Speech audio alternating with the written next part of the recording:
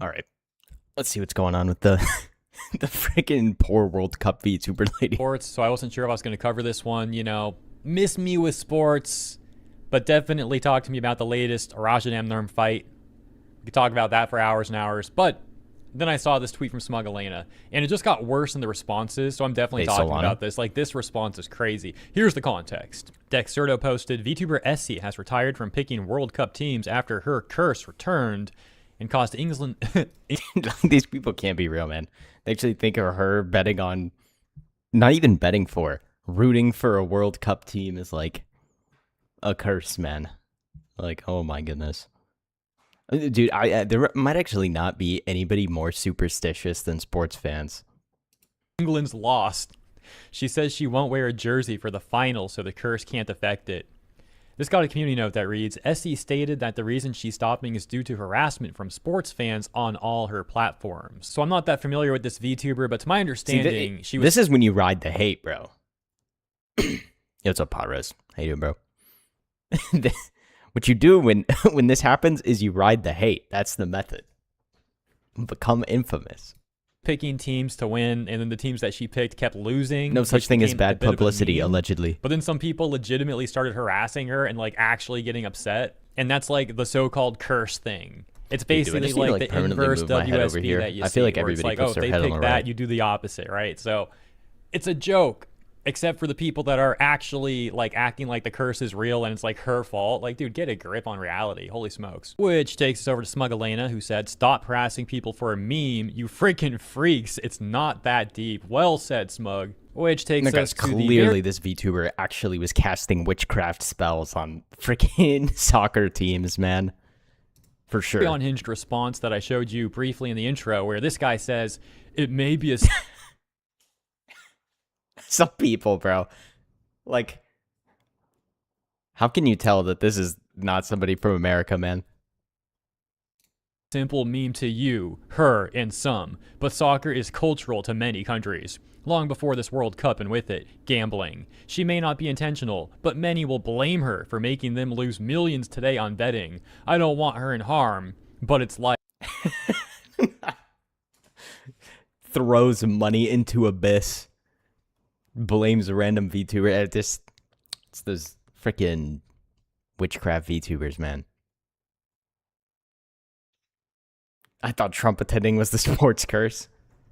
Dude, I'm always amazed that he's even willing to go out there and like be in public. Personally, just me personally, after the first time I get shot in the head, I would say I'm staying inside for the for the rest of my days. Too bad this VTuber has no horns. Okay, bro. What's up, Vicious? Dude, I wish so much that this is just bait or parody or something. Please tell me this is not That's real. why you're not president? I'd be president from like a little bunker, dude.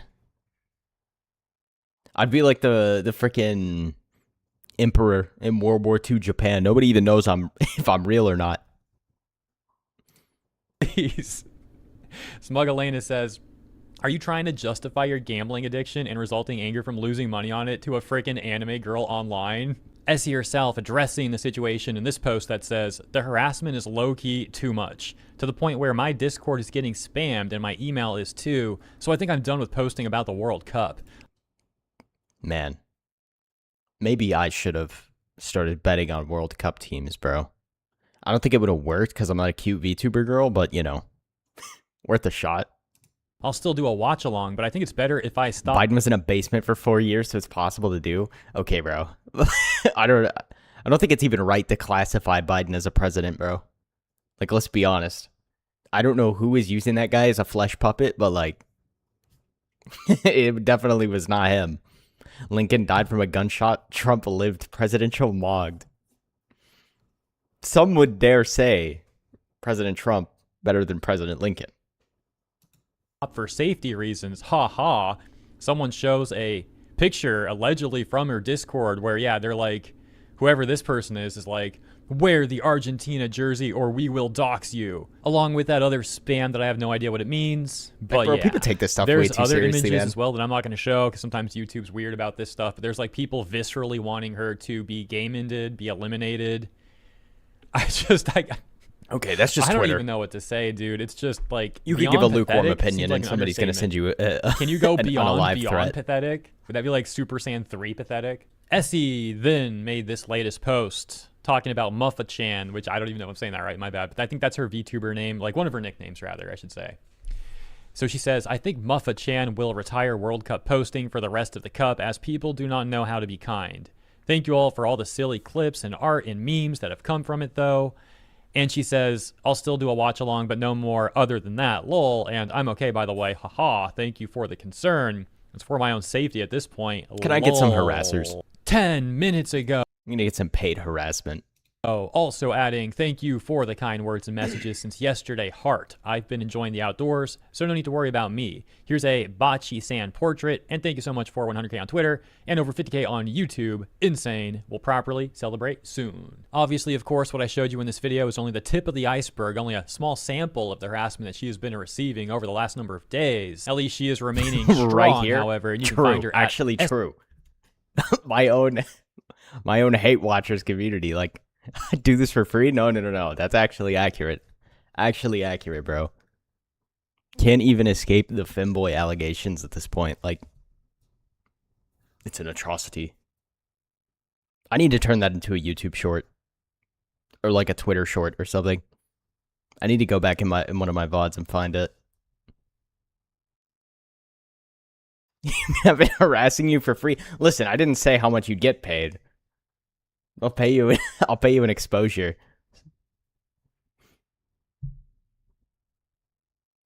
Which, you know, a lot of exposure you can get from here, bro.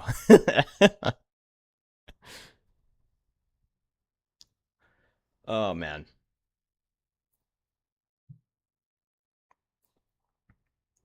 Where? Oh yeah, I want to see this. I've always dreamed of making money just for calling someone a gay Jew. Whoa, one of those is too far. I'll let you figure out which one. It's clearly backing Republicans. Why don't we ask China to back us? I hereby tonight. Does she know? I mean, obviously she knows. But like, come on. Saying the quiet part out loud, are we? Ask China. That's right. 2018, China was working to influence the results of the U.S. midterm elections and later the results of the 2020 Are president. you telling me China would want to interfere with our elections so that they could get a weaker president in office? No. Surely not. Good guy China? Election itself. Kinda hard to frame Trump's claims of Chinese interference as insane when they basically begged communist China to interfere in our democracy, as this is I'm exactly sorry for calling you a Jew. It's not right to animalize someone like that. I appreciate that, bro. what the Democrats wanted.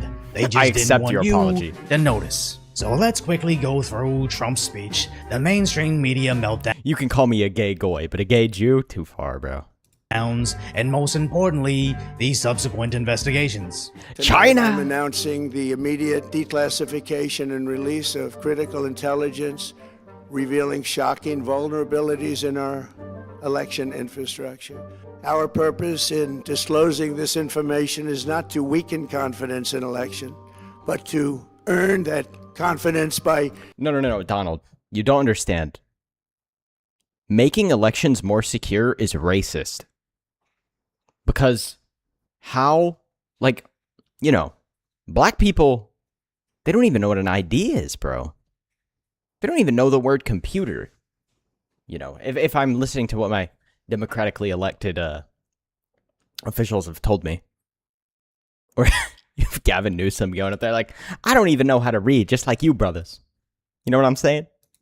confronting vulnerabilities and correcting them very, very quickly. And that's what we're doing over a period of years, starting during the 2020 election cycle. Dude, okay. Complete side note. I don't know how Donald Trump has so much freaking energy, bro. Like This guy's been running at like 120% for like 60 years plus. I mean, honestly, longer than that. If you make voting harder, how will all the non-Americans vote? Riddle me that. Yeah, bro.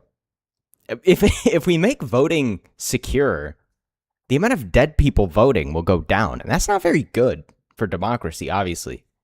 Because as you know, voting in perpetuity despite being dead is extremely important to the democratic system.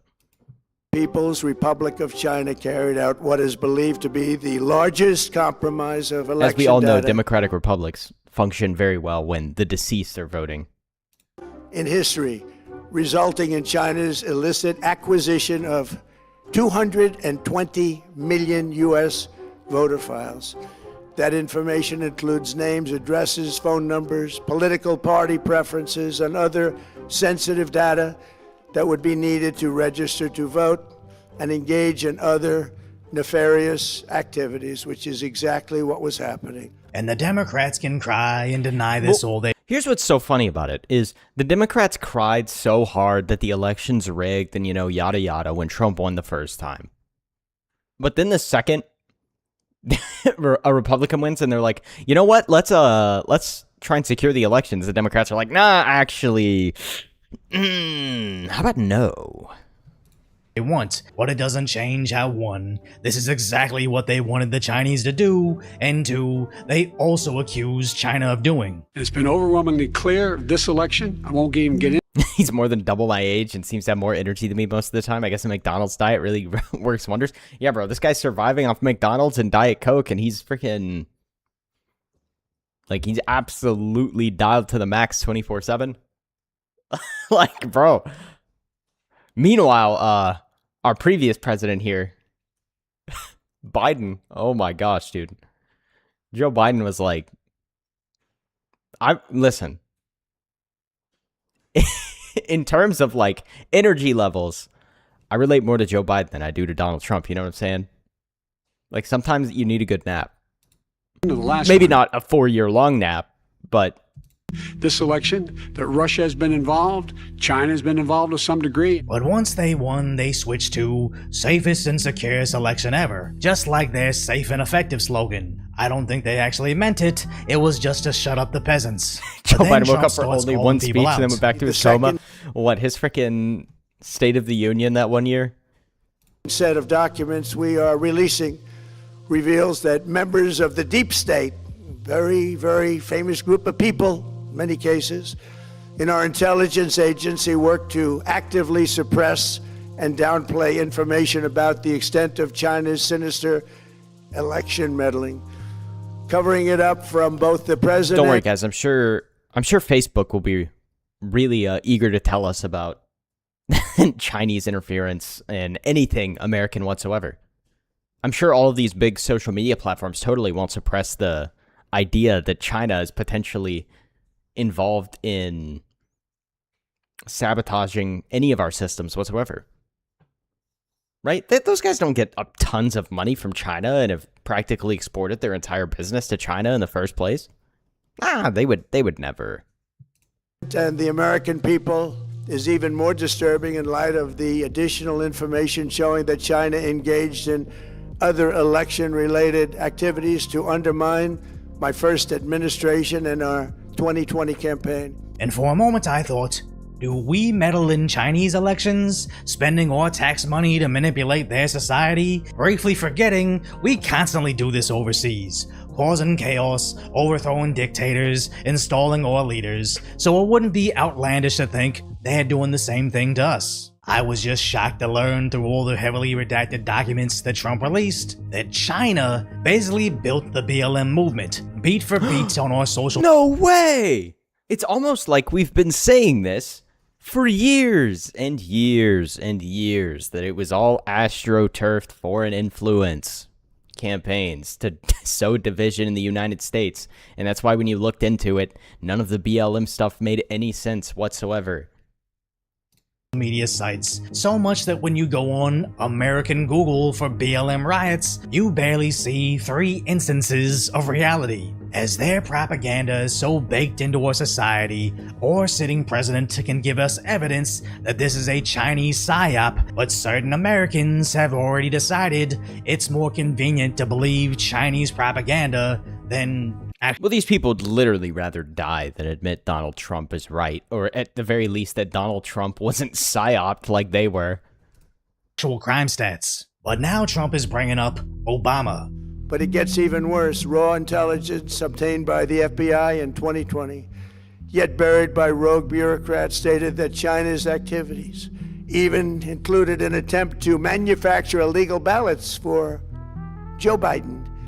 Documents show that during this period, dozens of significant CIA and NSA reports about China's election targeting were kept out of the presidential... No, guys, I'm so sure that China would actually have preferred to have Donald Trump in office as opposed to Joe Biden.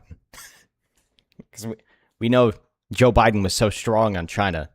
Or, I mean, dude, Joe Biden wasn't hard on literally anybody. He was hard on the freaking ice cream machine, and that was about it. Briefing. Recently, we found significant numbers of burn bags in formation, and this is a group of bags that were used to destroy information given by President Barack Hussein Obama to be burned. It was supposed to be burned. These bags were supposed to be at a different level by different people, incinerated and checked. It's still bizarre to me that we had a president named Barack Hussein. Like, gee, I sure wonder why they left out that middle name there. I feel like he wouldn't have gotten elected if that was used more often. But it never happened. Maybe we got lucky. We believe this was not done on purpose, but rather through gross incompetence of the people that were supposed to burn the bag. As many MAGA supporters have been wanting exactly this. Biden or Harris wins 2024, Taiwan would likely be toast by now. Yeah, it's so crazy that Taiwan is basically the linchpin of the entire world at this point. Like, the second stuff gets hot in Taiwan, World War III instantaneously.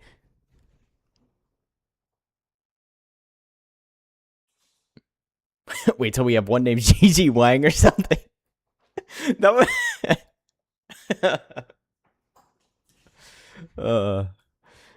Do you think people would catch on if we had Gigi Wang in office, bro? Like, I understand it's a lot easier to say it than do it, but if we need to get chip manufacturing going in the United States. Like, if we don't get anything back in the United States, we 100% have to get that back in the United States. Because it's completely retarded that we're entirely reliant on Taiwan, which is basically surgically attached to China at the hip to even function. Yo, what's up, Atsumari? But I always believed if he wasn't going to jail Hillary, there was no way he was actually going to go after Obama. But this is something he's been alluding to recently. But Clinton let him go, and Bush let him go, everybody let him go, and Obama was the worst of all because Obama actually went to their side. Obama, because, you know, he's a, well, let's leave that for another time. And I still don't expect much to come from it, but again, they've admitted there's aliens and released footage of UFOs. Okay, bro. If the government tells you there's aliens, that is 100% how you know that there's no aliens. Like, am I crazy to say this? The government will never actually tell you the truth. You could pretty much take it as the exact opposite. Government shows you alien footage, you can bet all your money that those are not actually aliens, dude. Maybe, but normalcy bias will hard carry a lot of normies into ignorance. Yeah, that's 100% true, dude. What's up, Loadmaster? I don't know what to expect anymore. Many people have questioned whether it could actually be possible to electronically manipulate vote totals or change election results on these terrible machines. Today, we are releasing documents that show the CIA obtained reporting of a specific plot to do a big number in favor of the corrupt Maduro regime in Venezuela. This reporting included precise details about methods to regime develop to digitally alter vote totals in ways that could not be detected even with an audit, no matter how deep they went. Which goes along with the whole Maduro capture in Venezuela. We basically revealed to the world that we have auto-aiming weapons and directed energy devices called the Dude, I still can't get over how hilarious it is that we just pulled up to this guy and stole him out of his bed. Like, you imagine you're just sleeping, you wake up, you know, had a long day. You wake up, and there's just 5 dudes at the at the foot of your bed, like pointing guns at you, and they're just like, "Come with us." It's like, okay. Bobulator, so taking Maduro alive must have been a high priority. And if he gave us information, and I love on the even more that it was basically just a stunt. We were just trying to show everybody else in the world, like, yeah, we could just come take you. You're not gonna be able to do anything about it. We can just snatch you.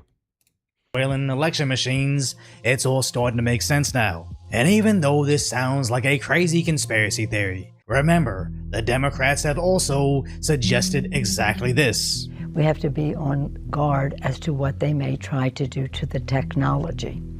They may try to creep into the technology and create a false count. How do you guard against that? That's a challenge. As watermarked paper ballots being hand counted isn't something that should be divisive. So whenever the Democrats... I know what you can do. You can make it so that elections end on election day. A crazy thought. But dare I say, when an election takes frickin' 72 hours before all the votes are totaled up, there's a lot of time in there for bad things to happen. Crazy thought. Claim these machines can be manipulated and China is involved, then say Trump has no evidence that these machines are manipulated and China is involved. I don't think they're stupid. I think their followers are stupid. As Trump is using this to try to unite Americans on both sides.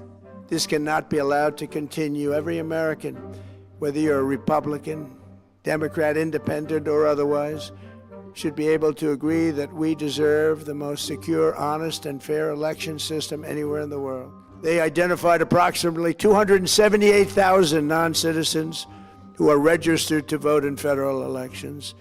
Since Democrat states refuse to share their voter files, the real number is actually much higher than that. In a rare move, NBC and ABC Fake News have both said that they would not cover this speech. They knew what it was about.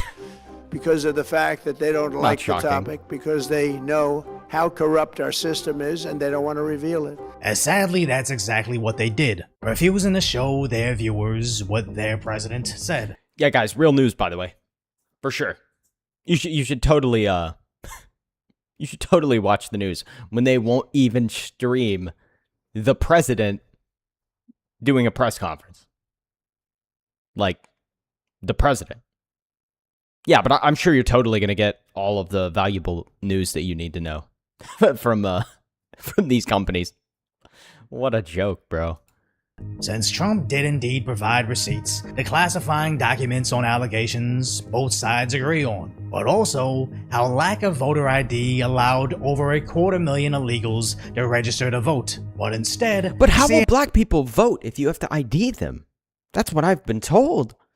It's just impossible. Ignore the fact you need an ID to do basically anything in life, except vote, apparently.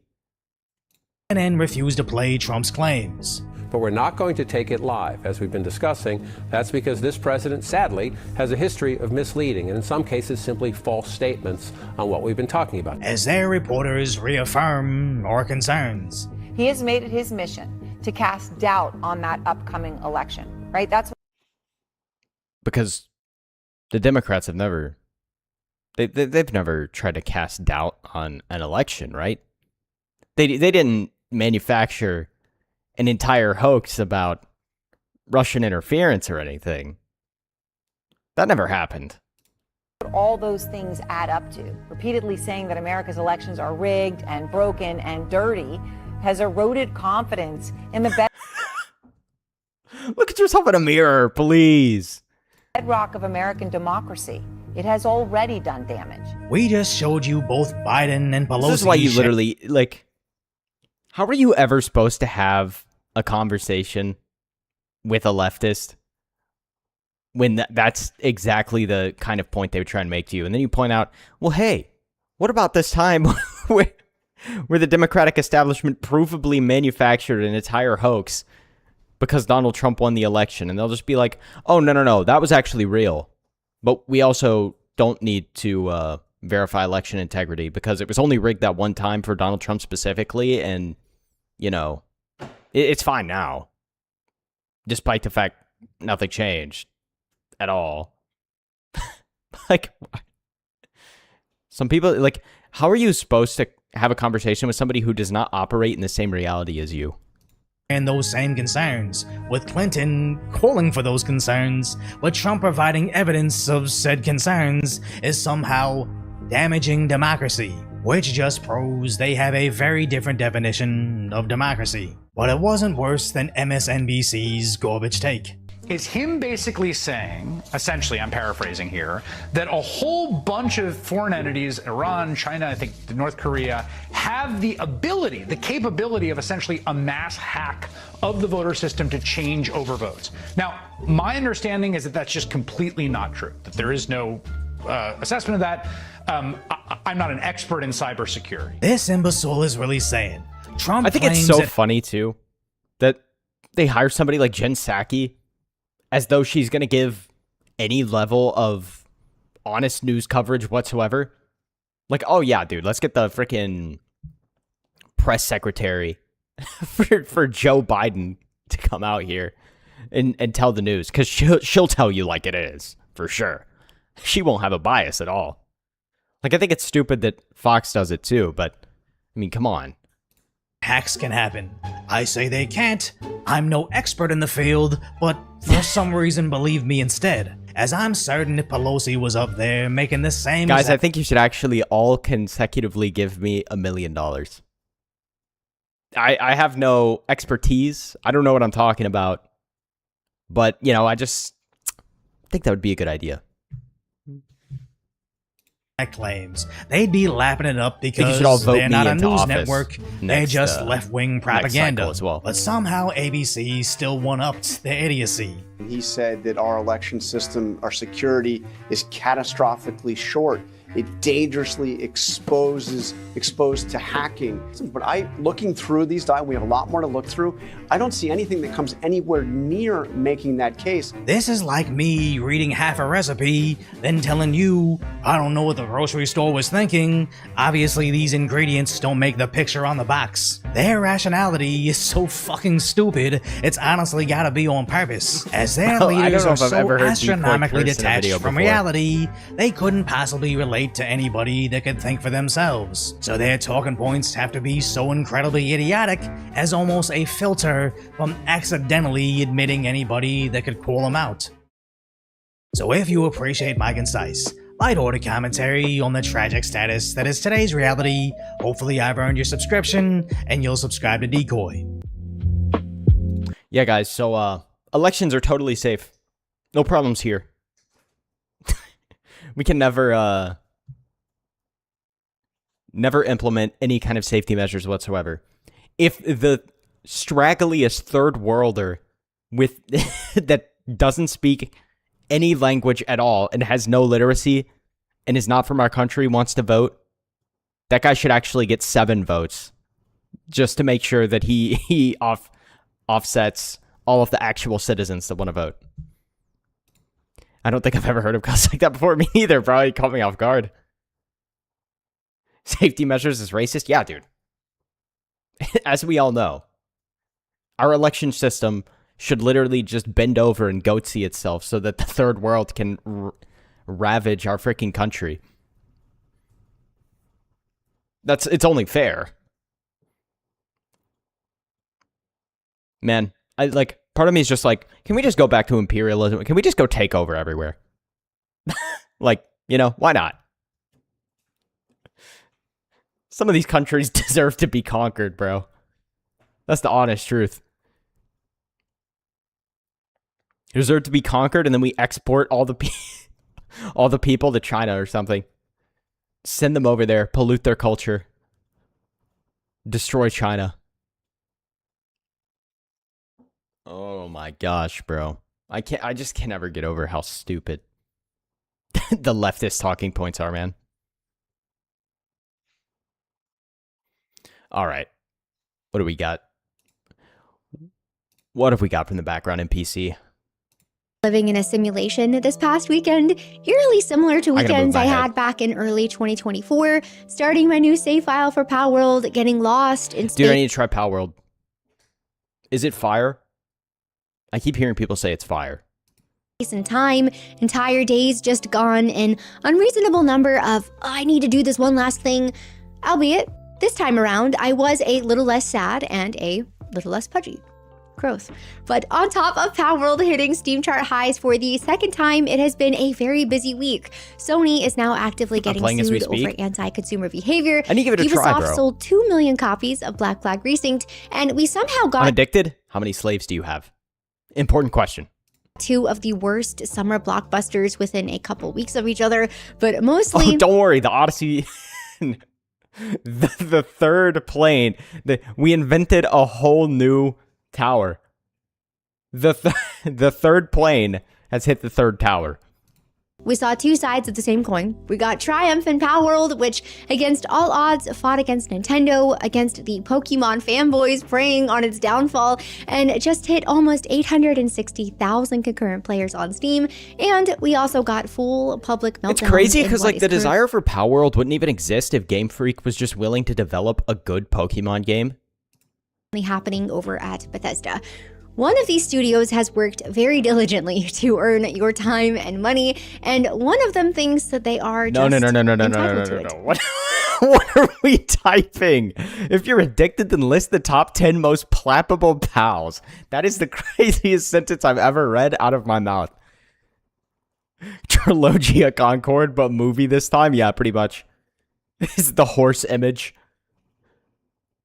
Listening to you while I build. I have at least 165 slaves, not including duplicates and humans. But first, let's catch up on a few things. Sony still has not said a single word about the No. You're definitely the kind of guy that sees low punny and starts licking his lips, bro. Like, what are you saying in my chat, bro? Like, come on.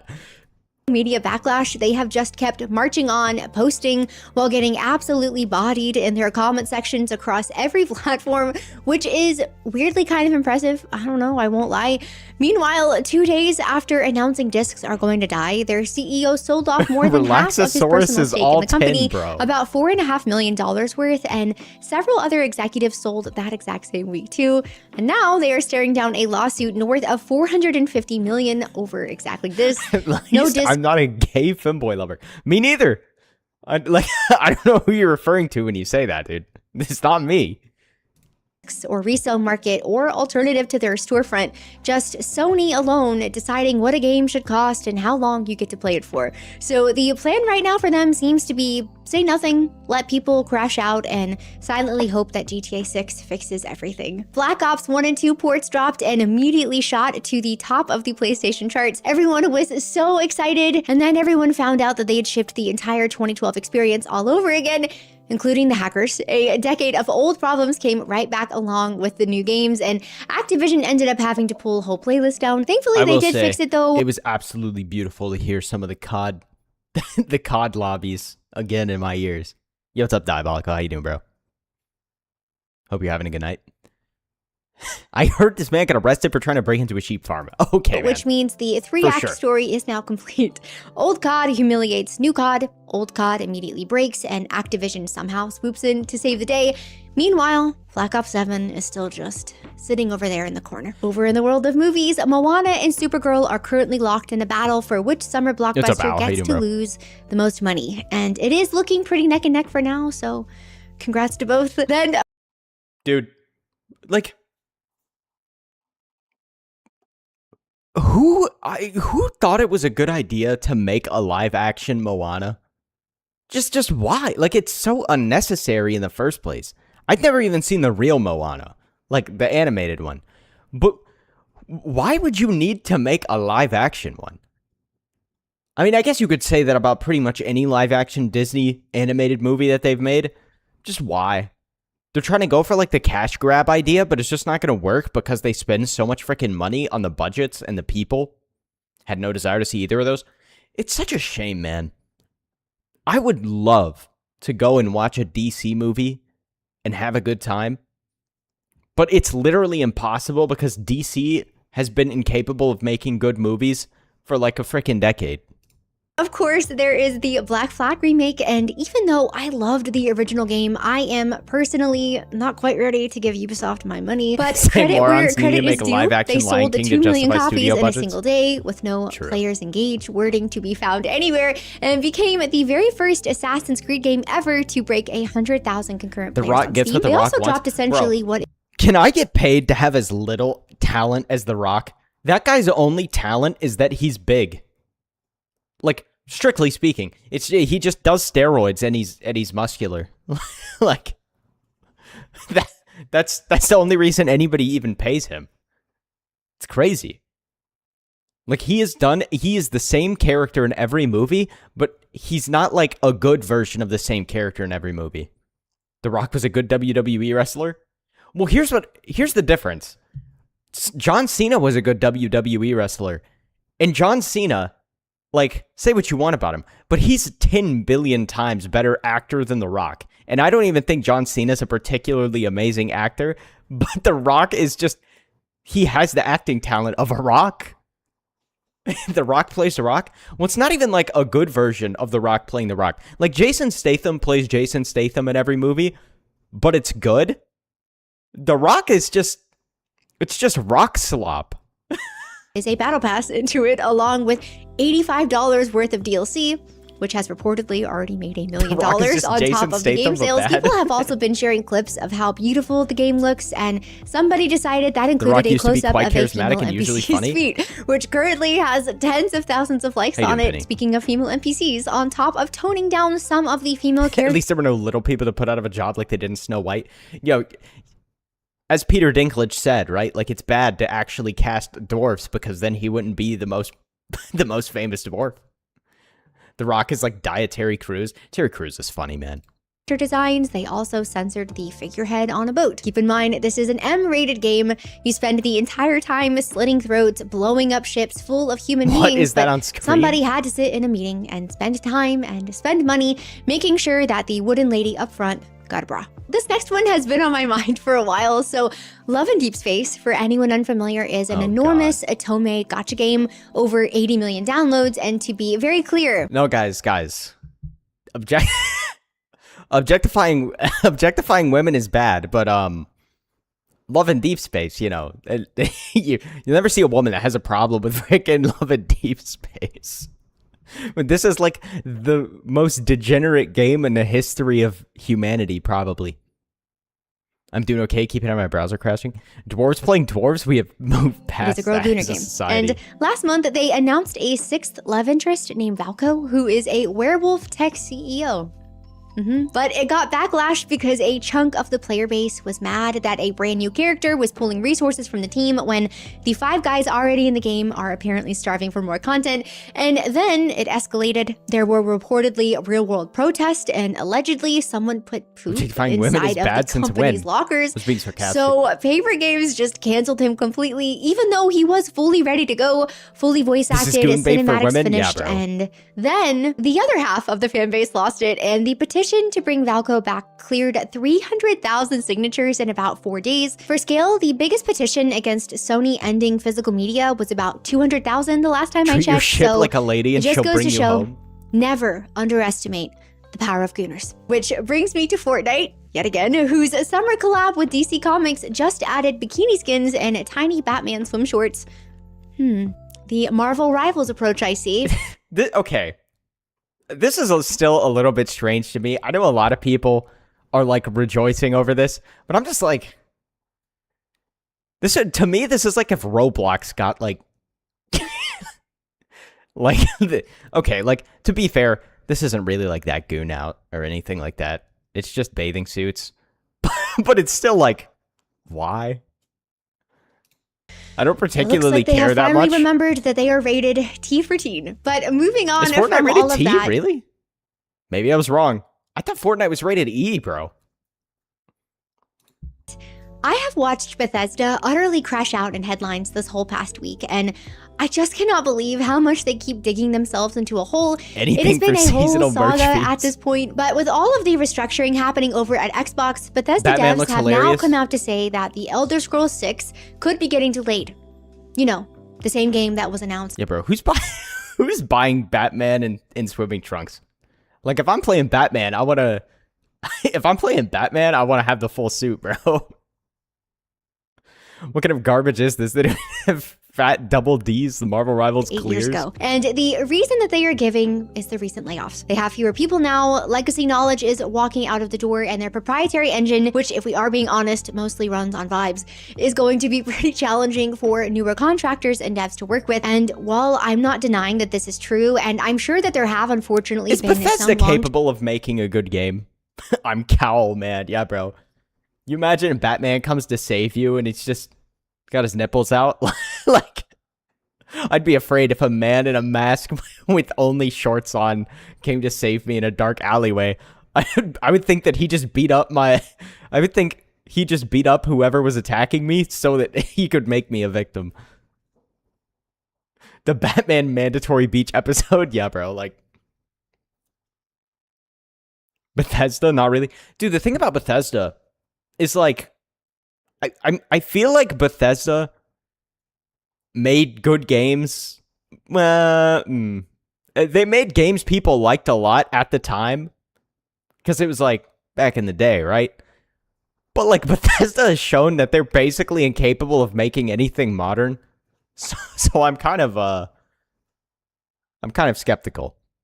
I'm nipple man. Yeah, bro. Like, a guy pulls up with just a hood on and his nipples out to save you in a dark alleyway, and I'm absolutely horrified. Bethesda made a single great game, which was Skyrim. I mean, New Vegas is a great game. The Elder Scrolls 6 delayed, bro. It's nearly a decade since they made the trailer. Also, after Starfield, does anyone want a Bethesda game anymore? Yeah. really talented people swept up in all of this. This game was announced 8 years ago. That was Obsidian, not Skyrim Bethesda? released 15 years I'm retarded.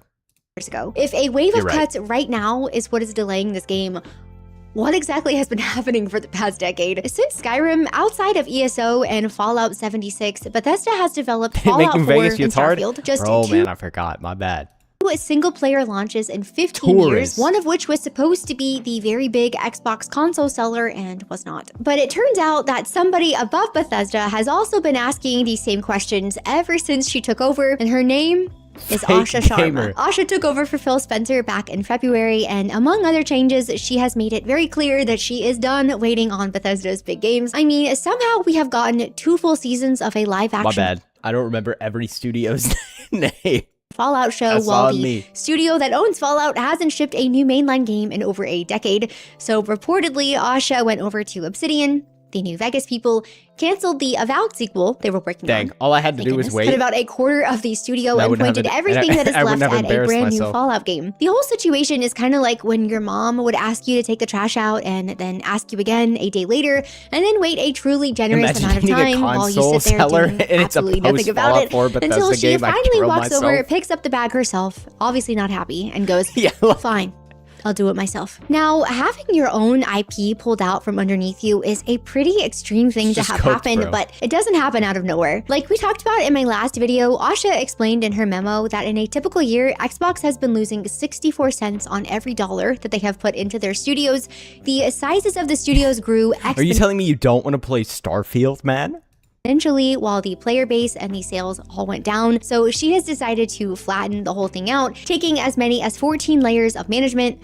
Yes, 14 across some of these studios down to 5, maybe even 3, with a big refocus on games that actually bring in players and drive revenue, which, as you can probably guess, has not gone over well with some of the devs. There are organized protests from the Bethesda union members happening this week. There was a memorial in the Bethesda lobby, framed photos, notes, and flowers. I will be Starfield was honest with such a you, great when I game, first almost saw the broke pictures, even. I actually thought Yeah. it was a memorial for devs who had, like, passed away. It wasn't. And then I learned HR made them take it down almost immediately because it was deemed inappropriate for a common area. But it didn't stop there. The Bethesda union took to the one place where they knew that their call to arms would be heard, catastrophe. Blue Sky, where the players are. Oh yeah.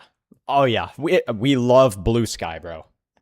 you will find only the most cognizant individuals over on Blue Sky. They maybe have like one whole synapse in their brain. Sorry, where the people who post about the players are. The same players Bethesda has ignored for over a decade, asking fans to call Microsoft on their behalf, and the reason that we are supposed to give Microsoft for leaving Bethesda alone and letting them go back to doing who knows what is the concept of Elder Scrolls 6, which probably right now is looking a little something like this. Oh God, I can't look. A white skeleton. I guess deep down, we're all white in a way. Don't say that. I think I'm gonna be sick. But if you think that is ridiculous, those same union members went to our beloved gaming journalists Dr. to Foxotic make sure we all plug. know that they will not be silent about any of this, saying we need to show management right now that we mean business, so they will properly take care of our fellow coworkers and think twice before ever attempting something like this again. And yes, that does kind of sound like the type of threat I would see from a Discord mod before getting banned. I was gonna say, bro, I gotta hear the neckbeard from the paragraph. Tone. Now, as a reminder, Microsoft has been losing 64 cents on every dollar. Fallout 76 launched the way Fallout 76 I'd launched. call Microsoft and tell them to shut down Bethesda. Well, the fact of the matter is, if they make an Elder Scrolls 6, it's gonna sell. Everybody knows it'll sell. It doesn't even matter if the game is complete balls. It's basically like GTA 6 at this point, where it's just some like mythical IP, or like it's got like one more game in it where literally everyone will buy it before everyone just writes it off and says it's slop. Because everybody's nostalgia is just it turned up to the max, I guess. Not the console seller that they had wanted. It has been 15 years since the last Elder Scrolls, and because they have now sat on it for so long, their own IP is being handed off to a sister studio because their new mom does not trust them to get the job done anymore. And the demand Bethesda is making to management after it's all not like of GTA that 6 Elder Scrolls will crash if it doesn't deliver. You really think so? Dude, I feel like Elder Scrolls is kind of right there with GTA 6. I mean, at least in my opinion. Maybe I'm wrong.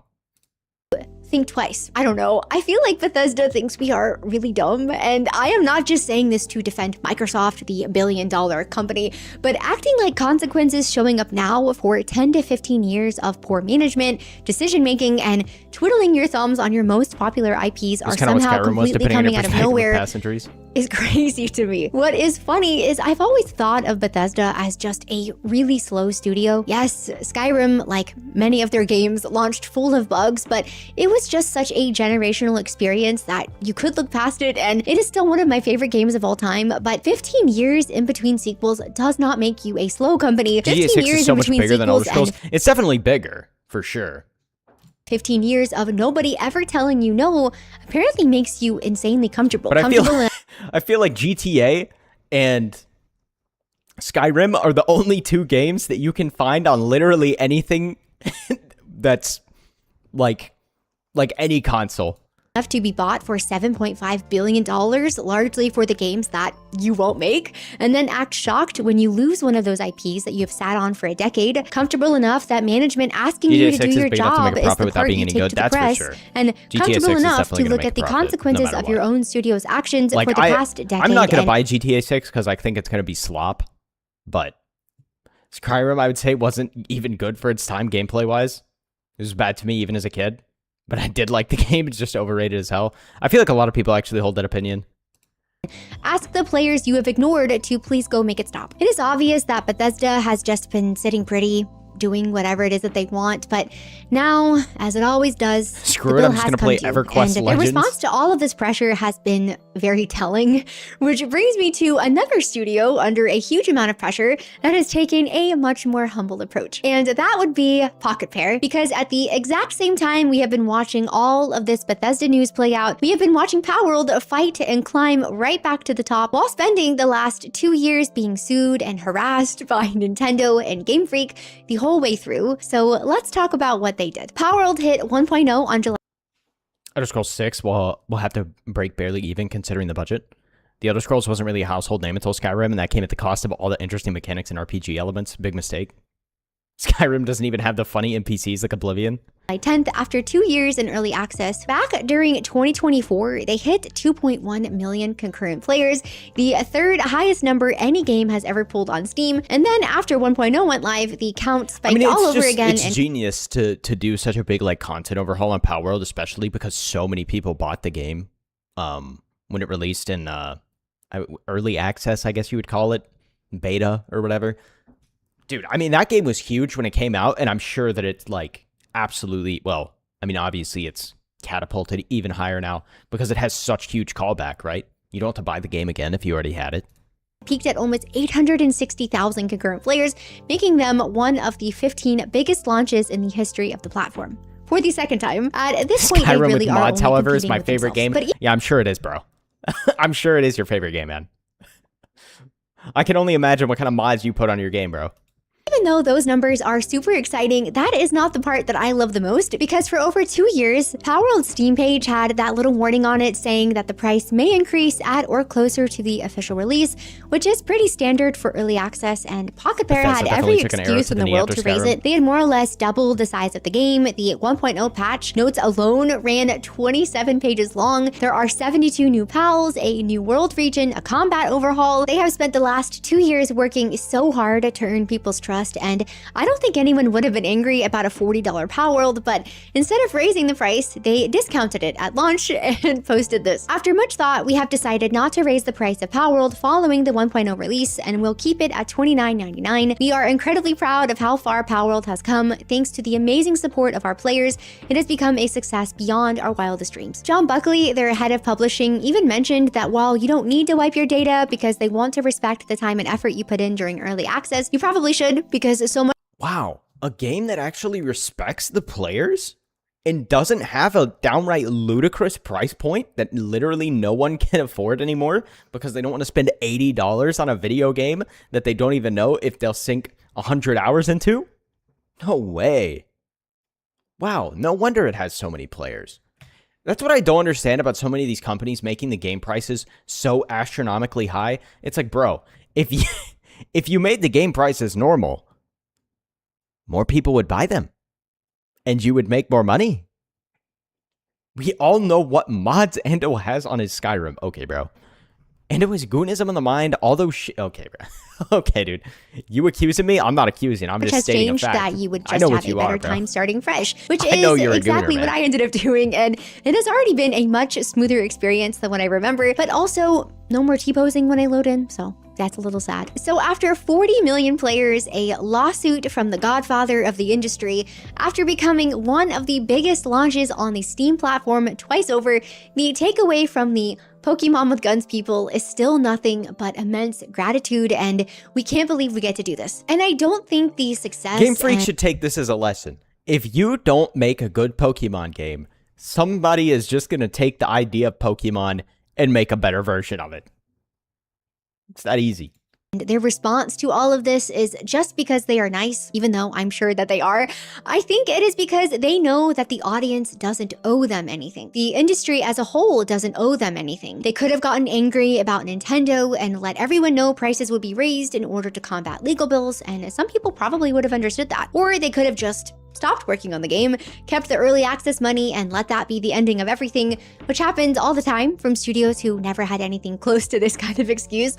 But instead, they finished it at the same price and then thanked us all for showing up. Not surprisingly, this whole approach has been a huge success, even despite the lawsuit, which, speaking of, Nintendo and Game Freak have pretty much all but lost at this point, with analysts now pointing Nintendo's odds against any current version of Palworld pretty much at zero, and maximum damages of around $30,000, which is obviously chump change for old Ninty. The court technically still hears evidence in October, but they are probably Nintendo going to lose winning. big. So while Nintendo is out there shaking their fist like the Arthur meme, watching everyone go crazy for the game that they tried to sue out of existence, Palworld is over here printing money, thanking their fans. And Digimon is just better completely Pokemon unbothered. because you can get MILFs to fight for you. Dude, the Digimon evolution chains are just the most bizarre things of all time. You have like a monster, and then it turns into a really hot anime girl, and then it turns back into a freaking monster.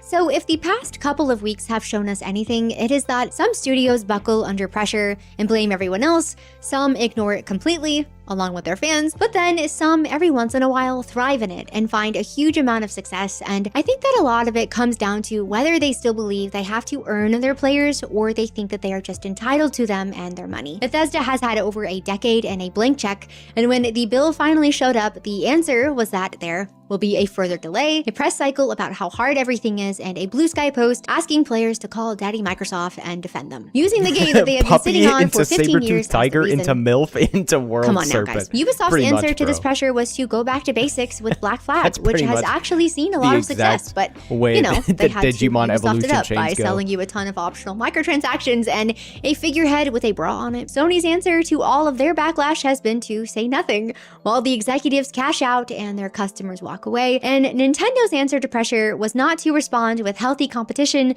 but to go to court over the concept of catching a creature. In all of these examples, none of these companies are really trying to earn our business or our loyalty. I mean, to be fair, They are Power really World not- has some, like, borderline straight-up rip-off Pokemon, but at the same time, like, who cares, man? trying to do right by us. They are just so confident that the money is still going to show up because it always has. But it does kind of seem like times are changing, and at the same Nintendo time, gets what they some deserve are for starting to not- wake up for and making change their sure that ways. no good Xbox is Pokemon at game least has come out trying to course in the correct last- and make up for years of bad Man, decisions. But I was gonna say in the last, like, the last decade? Maybe longer than that. Maybe the last 15 years. I don't know. Like, it's been so long since Pokemon had a good game. The last, like, actual generational Pokemon game, I would say, that everybody needs to play, Black 2, White 2. Like, X and Y were okay. Anything after that, just don't bother. with all of this, with how the AAA industry has been acting for so long, we've got to remember, none of these studios are owed our money Just make or a good our game, please. decades-long Wait, you don't enjoy your Pokemon game that doesn't even run on the hardware that it's been that it was made to run on? You don't enjoy your open world Pokemon game stuttering? Why does my Pokemon game need to be open world? Who freaking knows? I think everybody would prefer if Pokemon went back to like its charming pixelated style. Maybe not, but it'd be nice if they released a pixelated Pokemon game every once in a while. I mean, sure, there are some that are similar, but Pokemon's guilty of doing the same. Yeah, exactly. It's like, if Marvel and DC haven't sued each other to bits, well, I mean, they obviously did sue each other a lot back in the day. But, I mean, half the freaking Marvel and DC characters are just rip-offs of each other's characters. It works better that way. Let's see, Ultra Sun, Ultra Moon was 2017, 2018. That was actually really good. Didn't play that one. I'd lost all hope. Just because they used to make games that we loved, we are well past that. Even Rockstar with their I have Sword and Shield. It's still in my Switch 1, and I was not able to make it out of the starting area because there was so much yapping that I turned the game off because I was literally just having to spam through dialogue. solid track record is not owed an $80 or $100 pre-order, especially when they have shown zero gameplay and refuse to give players who want one a physical copy. I mean, it'll be almost a decade since Red Dead 2. How do you think that their studio and the people who work there have changed in the last 8 years? It's been a decade since Red Dead 2? Something to think about. And it's not like I'm asking for any of these studios to be perfect or to never have a man. miss or to just hand us everything for free. I just want them to value us, Where does their time go, customers, bro? the people who pay for their products, and to hold themselves to a standard that doesn't allow for a 15-year gap on a game, blowing millions of dollars and asking us to go call their parents on their behalf. And Power World is a great example, a indie studio that has spent the last 2 years battling it out for the right for their game to even exist, let alone even earning a player base. They could have charged more and chose not to. They could have gotten bitter and blamed everyone but themselves, but instead, they are just unbelievably grateful for their customers, for the position that they're in, and that respect and gratitude is absolutely paying off. All right, if Like, in my head, RDR2 is still recent, but it's really not. Like, that's... Is this how... Is this how people feel when they talk about games that released, like, frickin' in 2000? And they're like, man, that was just yesterday. It's like, nah, bro, that was, that was 26 years ago. That's crazy. Sword and Shield was really bad. Yeah, the world design and lack of routes just made the game insufferable. We made Totally it to the agree. end of this video, but thank you so much for being here. Have you tried Also, out it Power was Up set in- 1.0? If so, what are all your was set in thoughts? Let me England. know in the comments below. You. It has been so much fun starting a fresh account. As you can probably tell, Yoroids. I needed to talk about it with someone who isn't bound by marriage to listen. Thanks again for being here, and I'll see you in the next one. Yeah, bro. W Power World, honestly. I need to pick up the game, to be honest. Also, like, it's crazy.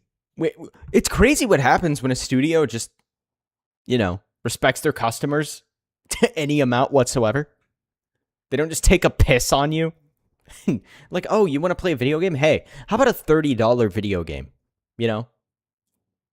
And people actually buy a $30 video game because it doesn't feel like you have to take a kidney out to go purchase it. Yeah, W Power World devs. Hope to see more from them in the future for sure.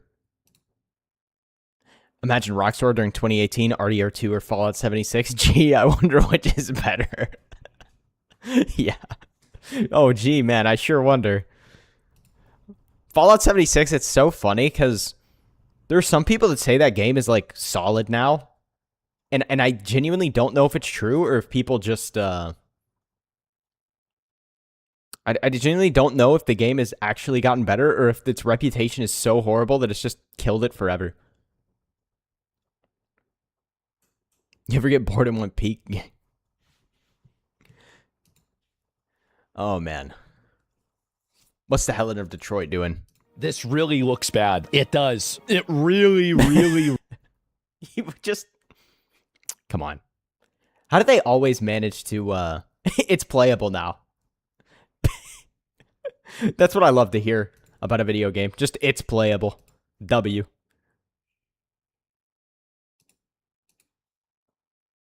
Power World started with like 10 dudes. Their animator was a high schooler they met working in a convenience store.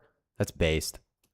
really looks bad. Now, I haven't seen the movie, so I'm not sure if this is real. Is that a body cam? Yeah, that's what people were saying. Watch Not the body cam, bro. Dude, I saw that, I saw on Twitter that they were like, we're going to make ICE agents wear body cams. And I'm like, oh, we are about to feast.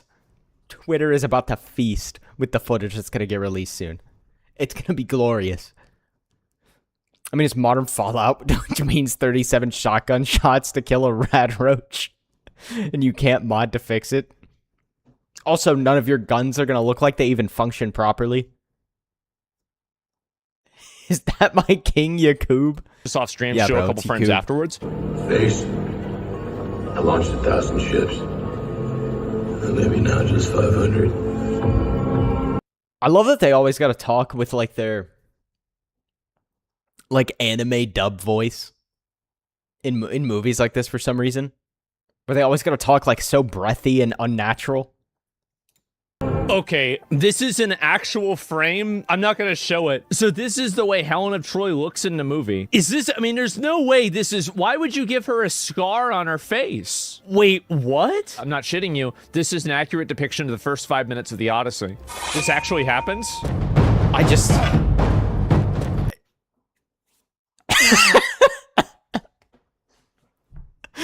You know what's bad? It's like... This casting is so ridiculous that, like, part of me wonders if this is even edited.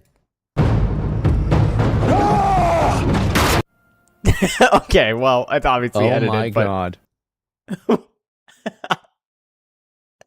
But, like, part of me wanted to believe that it wasn't. Remember the standard combat rifle in 76 is chambered in 45 ACP? Oh. Yeah, bro. The strongest rifle round. 45 God's caliber. Oh my God. You can watch this off stream and maybe throw a frame afterwards? Okay.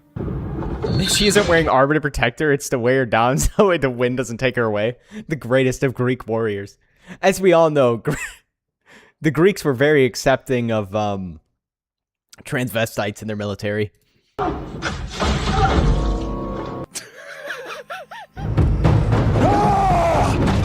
It actually is. How did this happen? How did it just get predicted? That's insane. They made the meme. I am going to look at the Odyssey review. This is on Metacritic. So it has an 89 score based off of critic reviews, and it has a 5.3 score based off of user reviews. Rotten Tomatoes is better. Yeah, Rotten Tomatoes, 96% and 97%. How do you have this big of a disparity? They review each review and wait a minute. They can delete reviews? No, they can. Come on. The Woman King. So this has 99%. Wait, what? So they just delete reviews? How does any... Of course. Bro, I mean, these entire websites are just paid for reviews in the first place. They're obviously not going to keep the ones that are terrible. Anybody take this seriously then? Okay, The Woman It's a King 10 out of was 10, rated trust me, a bro. 6.9. Yeah, for sure.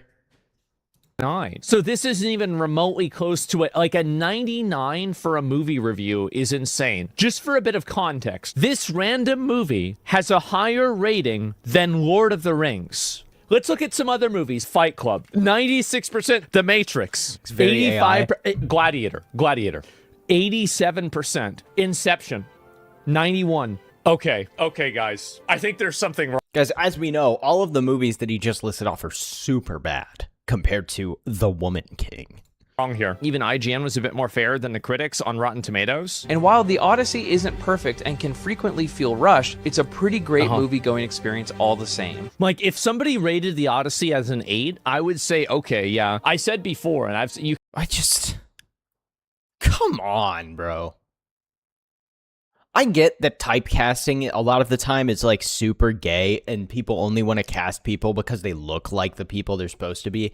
But there's also like, this is like anti-typecasting. This is just like anti-casting. Let's cast the people that look nothing like what they should look like at any way whatsoever. Not even going to try and make them look like how they're supposed to look like. Like, we'll find the frailest. I was going to say man, it's literally a woman.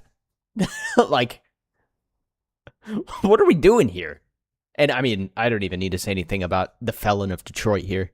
You can go back and watch even the first time I talked about this movie. I think this movie will be a commercial success. Critically, it will be seen as an amazing sure, it'll movie. be a commercial success because normies will hear Nolan and be like, ooh, must purchase, must consume. And the reason why is that they have to Pretty great does not equate to an 8. People don't understand the 0 through 10 rating system. I totally agree, bro. I hate it so much when people see something like a 5 and they're like, oh, so it was terrible. It's like, no, bro, it was just mid. like a 5 is mid. A 6 is like slightly above mid. But people treat it like it's really like a 5 through 10 system. Where, like, the first 4 numbers don't even exist. The popular message that the casting Let's be decisions are honest. bad. They're getting paid to write a somewhat favorable review. And so you talk a lot for someone who hasn't even seen the movie. It's really weird. So what have I said so far that you disagree with? Movie being ideological capture. The movie was fine, not great. Definitely disagree. Why would you cast a black woman for Helen of Troy? Why would you cast a 5'1", 100-pound trans actor as a Greek soldier? Do you think that that's accurate casting? If they cast Ryan Gosling as Black Panther, would that be accurate? No, Yes, of course that would be peak. That would be peak. Please get my goat Ryan Gosling as Black Panther. That would be absolutely hilarious. Just, dude, if they did that, the whole, like, race swapping character thing would instantly turn on its head and people would be so against it. It would be hilarious.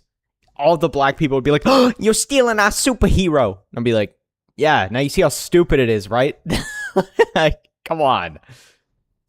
Well, why not? Black Panther, it's not like Black Panther's real. Is the character as obvious established as black? And what do you think Helen of Troy is? How do you not see this? Helen of Troy being black definitely... Oh. Okay.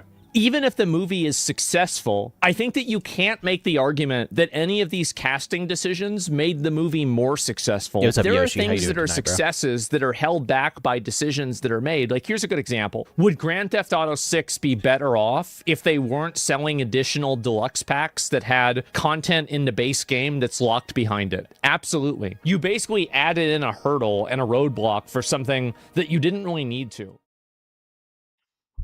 What, you're telling me The Felon of Detroit is actually not supposed to?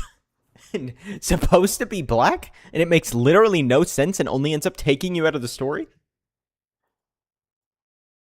Dishonest at best? Yeah. It's just... Come on, man. The Odyssey, it's just been a disaster from the get-go. There's been straight up nothing good about this movie. Hey, what's up, guys? To come out. Here. The only news that has come out about this movie has only made it look worse and worse. So as you can see in this video, a little bit of a different setup for today. No VTuber model, but the show must go on as I work on some technical issues that will be resolved How was it, bro? Very soon. But we have to talk about the Odyssey, ladies and gentlemen. I've made several videos about Christopher Nolan's adaptation of Homer's epic, and the rubber has met the road, so to speak. The movie has insane People are critic now and audience seeing ratings. the film. Yeah. But those things don't mean anything because the negative reviews just get deleted. Like, what are you supposed to do when a website like that just deletes the bad ones? I rate movies by percentage, like a 9 out of 10 would be top 90% of movies I've seen, with a 5 out of 10 being normal, average, not good or bad. And wow, the reaction is filled with cope and, in my humble opinion, a lot of gaslighting. Now, of course, the memes have been priceless. You can see the face that launched 1,000 ships. The greatest soldier ever known. Nolan is trolling us, right? Well, no, this whole thing has been a very elaborate and calculated effort by Hollywood to completely dismantle. I was having fun. Emma was low-key cooking, not the best, but good. And really just disgrace Homer's legacy when it comes to this epic. You can see the latest trailer with not even 100,000 likes and nearly 900,000 dislikes. Maybe 5 it's movies very that could be safe to argued say 10 out of people 10. are not impressed. Nothing should be 10 out of 10 after a first-time theater viewing experience. What would you say? What would you say is a 10 out of 10 movie? I'm just curious to know. But as time goes on and the interviews come out and the PR continues as well, we learn more about the wits of Christopher Nolan when it comes to this film. In fact, here's a little tidbit. Christopher Nolan revealed that he wanted to include the famous nobody wordplay from Homer's The Odyssey in the film, but ultimately couldn't make it work. Because according to Nolan, the pun simply didn't translate naturally into modern dialogue. Yeah, apparently a play on words involving nobody just doesn't translate. Oh wait, it literally just did. I literally just read it. We just read it work. And somehow... Lord of the Rings trilogy and Raiders of the Lost Ark? Okay, based. Giga-based, actually. For Nolan... Oh, man. Indiana Jones was so, like, molested by Disney at the end, dude. The Dial of Destiny, like, top 10 worst movies of all time, perhaps? Like, oh, man. Lord of the Rings Return of the King is a 10 out of 10 for sure. Dude, Lord of the Rings is just so freaking good, bro. So freaking good, man. Like, I 100% agree. Lord of the Rings definitely 10 out of 10. Couldn't get it into the modern dialogue. Very interesting stuff. But when it comes to the previews of the film, as you can see, you're hard-pressed to find anything, because every single thing showing off the embarrassing scenes from this film, they're getting taken down with DMCA takedowns. In fact, you can see lots of tall tales and interesting strategies going on. Why are you here. reacting to slop, The though? demand to see the... I've got to. The Dial of Diarrhea, bro. Actually the worst movie ever. One of the worst movies ever. I don't know if I could take the cake as the worst movie ever, but one of the worst movies ever, for sure. I knew nothing of the Odyssey, didn't know it was a thing until recently. Odyssey in IMAX 70mm is so high that fans are taking cross-country trips to see the film. One fan even delayed her pregnancy. We have to wait a few months, otherwise it's going to be too close to the Odyssey. You're a 2D tuber, make your own slop, way more Ladies money. and gentlemen, first of all, these are paid shill accounts. Everyone should know that. And second of all, do you believe any of this happened? Of all the things that never happened, this never happened the most. Also, keep in mind, if someone is delaying their pregnancy to see a slop Hollywood film, that person is actually deranged. That is not a merit for the film. It is a very poor reflection of the person making that decision. But of course, there is a lot of people coping. Paul Tassi here, the journalist, saying The Odyssey is going to make a bunch of money, wins a bunch of awards, and millions of people will love it. Hating it sight unseen because you want to be a part of an edgy anti-woke... Oh, brother, where that was a better Odyssey adaptation. Dude, here's the thing, man. This movie is going to make a bunch of money. And it is going to win a bunch of awards. But the awards are just... The awards don't mean anything. And it's only going to make a bunch of money. But that doesn't mean people are actually going to like it. You know what I mean? Like, define a lot of money, by the way. Like, is this movie going to break even? Is this movie going to profit?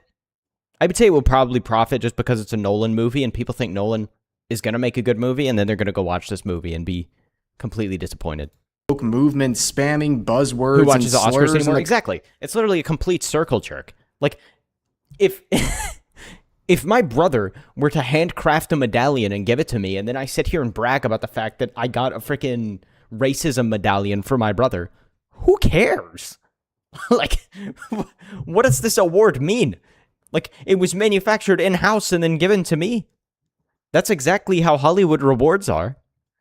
Common threads is just a miserable way to live. And as people point out, Nolan would get more recognition with the Raspberry Award.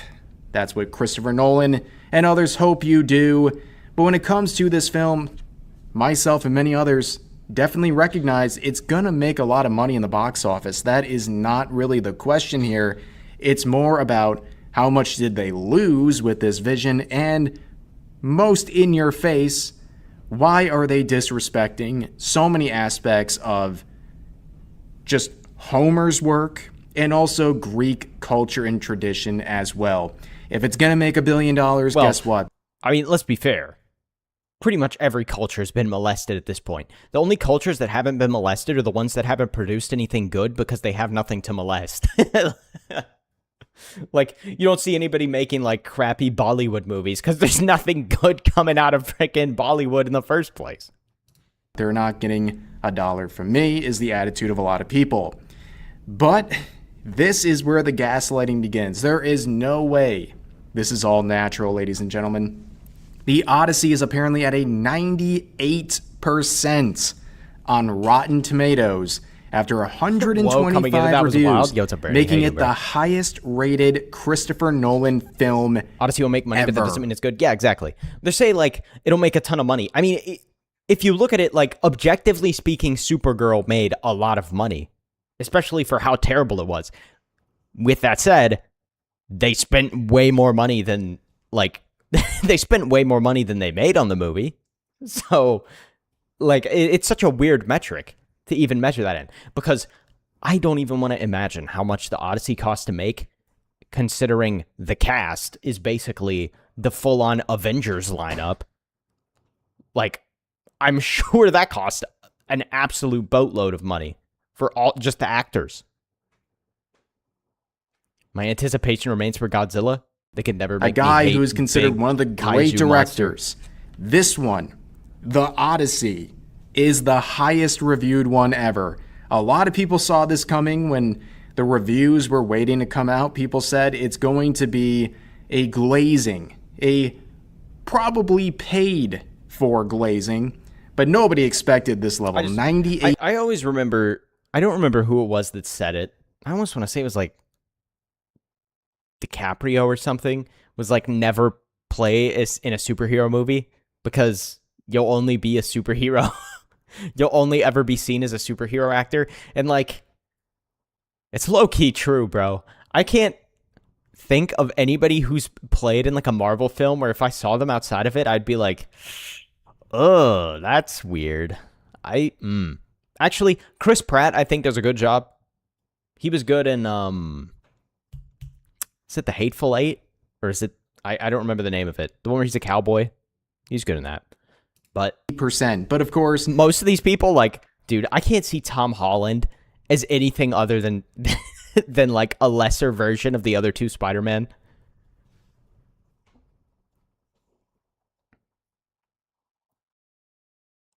It's mid to low tier for a Nolan film. Prestige is his best film. IMO. It's a bad adaptation of the Odyssey, but Prestige was also nothing like its source material. The critic reviews are a good flag for how their bias is in the future. The studio shows are out in force. Well, especially when any negative reviews can just get deleted by these sites in the first place. It's kind of pointless to even like look at a review site when the person who made the movie can just pay to get the person who made the movie can just pay to get the bad ones removed. Like, I'm sure that's how some of these websites make a ton of money. It was based on the feminist translation. Dude, also, that is an absolutely brutal like to dislike ratio. Like, that's crazy. That doesn't reflect how people actually feel.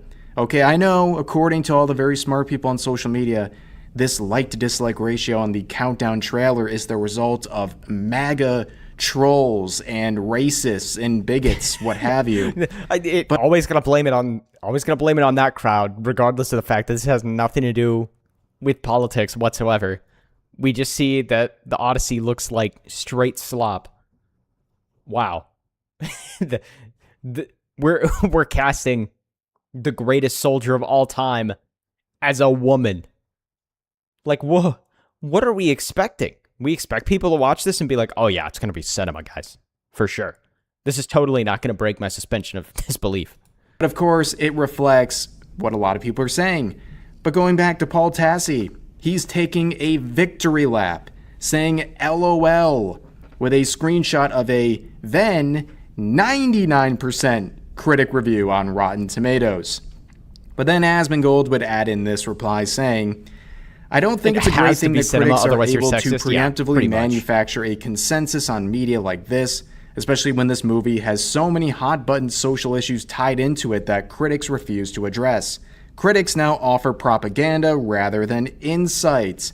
And Paul Tassi replies saying, weird how it's manufacturing consensus when it's this movie, and not the other 99% of the time when every movie has critics pre-screen it and produce any range of scores. And yes, hot-button social issues like the existence of a trans actor. Wow. Holy soy, ladies and gentlemen. But of course, a lot of people had things to say to Paul Tassi here, who basically just says, trust the critics. And yeah, it's manufactured. Their culture's crap. This would be 3 hours of crap with extra mayo to make it critic palatable. Consensus in video games too, Paul. Pointing out Mixtape. You know, the one that got perfect scores, some of the highest reviews ever, just for a steaming... Like 4 whole people played the actual game. Like, that's what I don't understand about this stuff. Have you ever seen something come out and that's like lauded, like stuff like this, and it's like, oh yeah, all of our games, let's flex our 8 out of 10 rating. No, they're always like, we have 4 billion 10 out of 10 ratings. It's a masterpiece. It's perfect. Just watched the Nerdrotic review panel. They obliterated pile of garbage that game represented a essentially 3-hour long D2 stuff Paul shoveled has melted his brain. But also, bro, you got to remember, he's a journalist. Just being a journalist by nature at this point means you're an untrustworthy individual. So trust the critics, Paul Tassi. As pointed out by Savvy here, should people go and see that disgusting piece of garbage Cuties because the critics loved it? Absolutely not, but that is Paul Tassi's logic. If it's got a high rating among the critics, it must be good.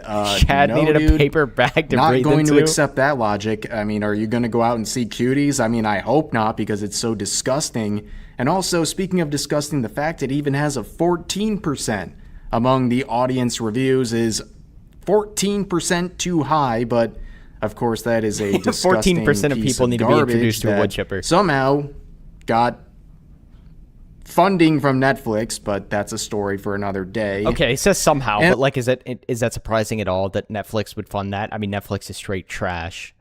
Of course, Paul would then post the verified reviews from the audience scores, which is also a 97%. Do you believe that, ladies and gentlemen?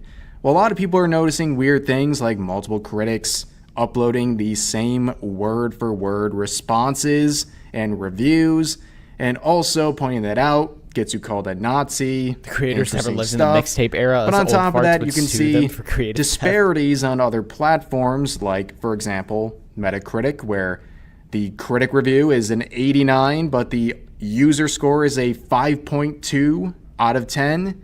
Very big disparity. I mean, are you going to trust Rotten Tomatoes or them? Because clearly there's a big audience reviews. That's disconnect an oxymoron. Yeah. between the critics You don't say. and also the audience. And then, well, you see what's going on here. Something very interesting.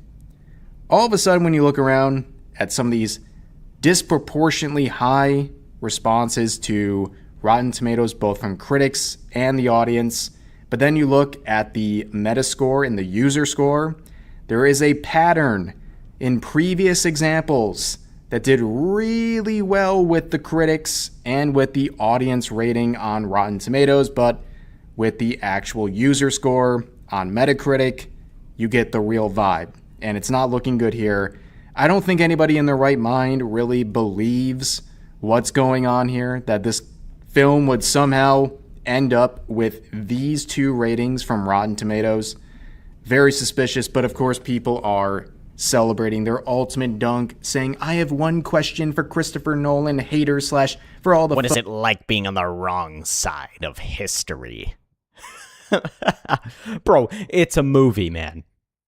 Even if the movie was like somehow phenomenal, that doesn't make you on the wrong side of history. It just makes you have an opinion that wasn't like widely held.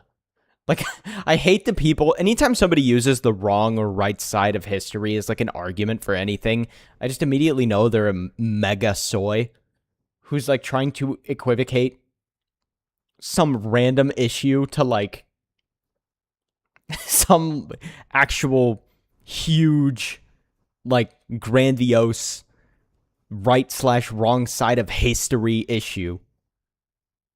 Like, bro, this isn't like joining the Allies versus joining the Axis powers. This is, hey, I think this Christopher Nolan Odyssey movie is slop. You're on the wrong side of history. Verified paid reviews, yeah. Mixtape couldn't even get the pencil in the cassette, correct? Folks here on this app who question Christopher Nolan, what's it like being on the wrong side of history? I'm truly, genuinely asking, what's it like having to... You always know they're being super truly genuine when they gotta say, I'm truly genuinely asking. Of course. Go to sleep at night knowing you were so effing wrong. Face the music, look in the mirror. Christopher Nolan just brushed you off his shoulder. Bro, get Christopher Nolan's glizzy out of your mouth, dude. Holy frick. Well, in case it wasn't obvious, some of these Christopher Nolan stans are very deranged individuals, and I think people will sleep well at night knowing that they see this film. Holy Reddit, that man. Might not like... Here's what's so funny to me. This guy's defending the movie simply based on the fact that it's Christopher Nolan made, and that's like a telltale sign that he was going to defend the movie no matter what. Like, he's not defending the movie based on anything about the movie. He's just like, Christopher Nolan is the GOAT. Period. I'm genuinely, truly telling you.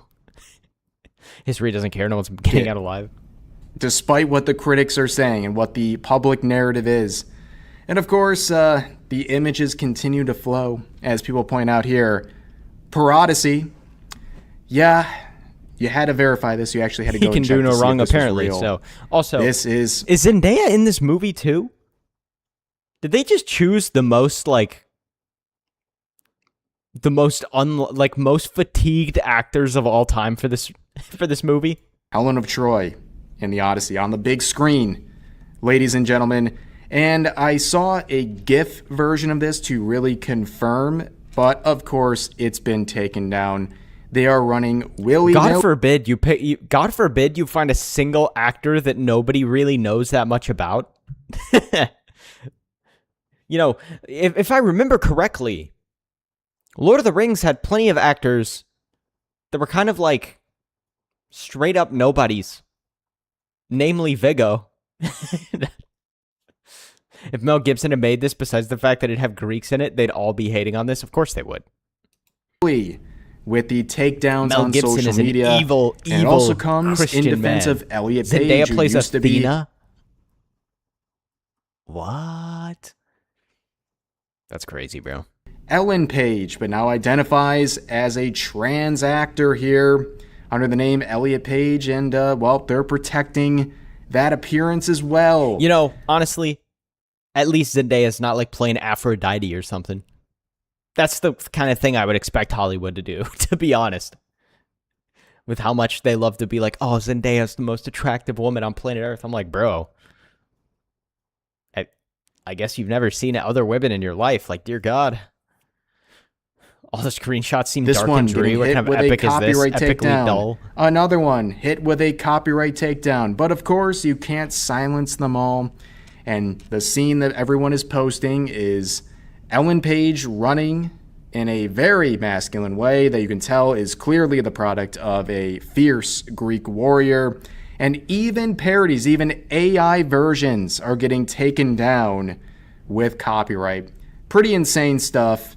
But at the end of the day, Helen was supposed to rival the coping Aphrodite, never so there you stops. go. This person's saying they got more hate than screen time. Oh my gosh, bro. Showing that Sign-On got a 5.5-minute appearance, and Helen of Troy, 3 minutes and 42 seconds. Yeah, you know what? At the end of the day, if you order a steak and only 3% of it is garbage, the whole thing is likely garbage, and you don't want to touch any of it. And all of this, of course, ignores everything going on. You get with any. You order food and 3% of it's rotten. Something tells me you don't want to eat the rest of it, bro. Anyone who wants to respect Greek culture, Greek tradition, anything to do with the Odyssey, there is no respect shown. Nobody, unfortunately, really expected any of this, but at the end of the day, this is what we got instead, and it is truly a disaster. And I think people with functioning eyeballs who don't have an agenda here can look at what's happening with this film and the Rotten Tomato scores and can say, something's a bit off here. But anyways, that's going to do for this video. If you enjoyed, please consider giving the video a like. If there's any consider mold on it, subscribing I and ain't turning eating on any of it. Exactly, dude. The Rotdessy. Wait, that's pretty good, actually. The face that launched 1,000 ships in the other direction.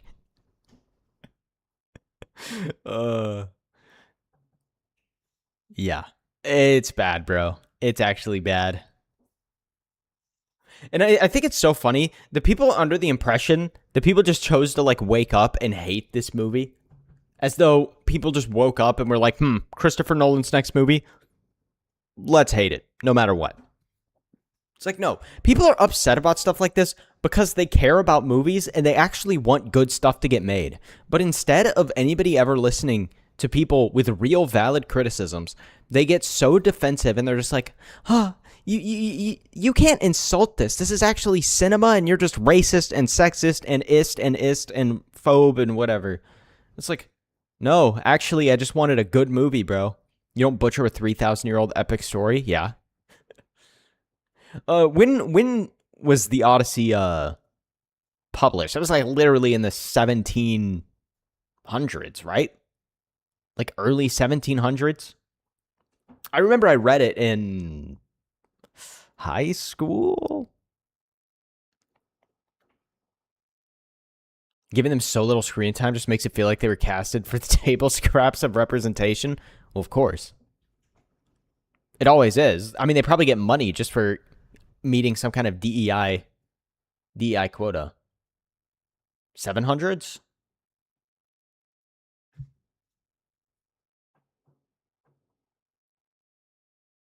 Like 3,000 years ago? What did I say? Did I say the 1700s? Am I retarded? You know.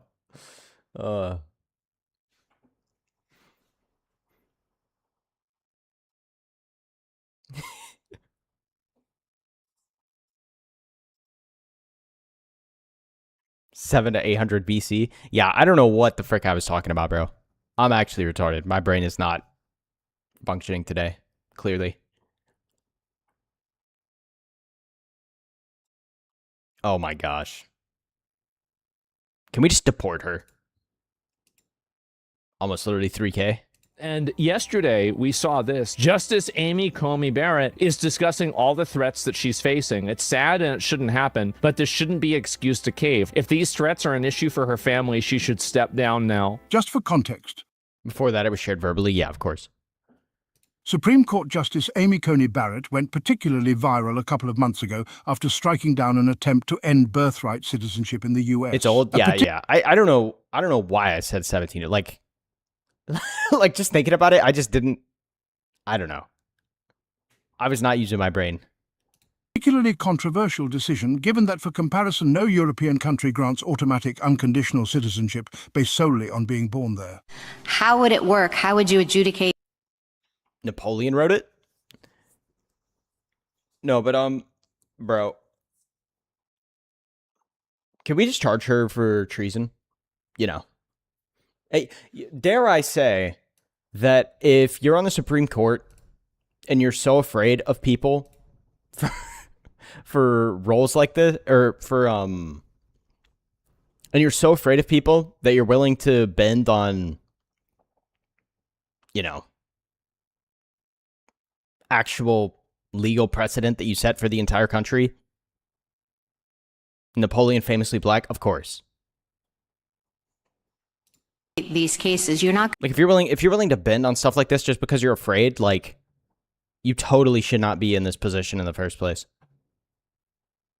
Like, duh. going to know at the time of birth for some people whether they have the intent to stay or not, including. It doesn't matter if they have the intent to stay. Are they citizens or not? They're not citizens.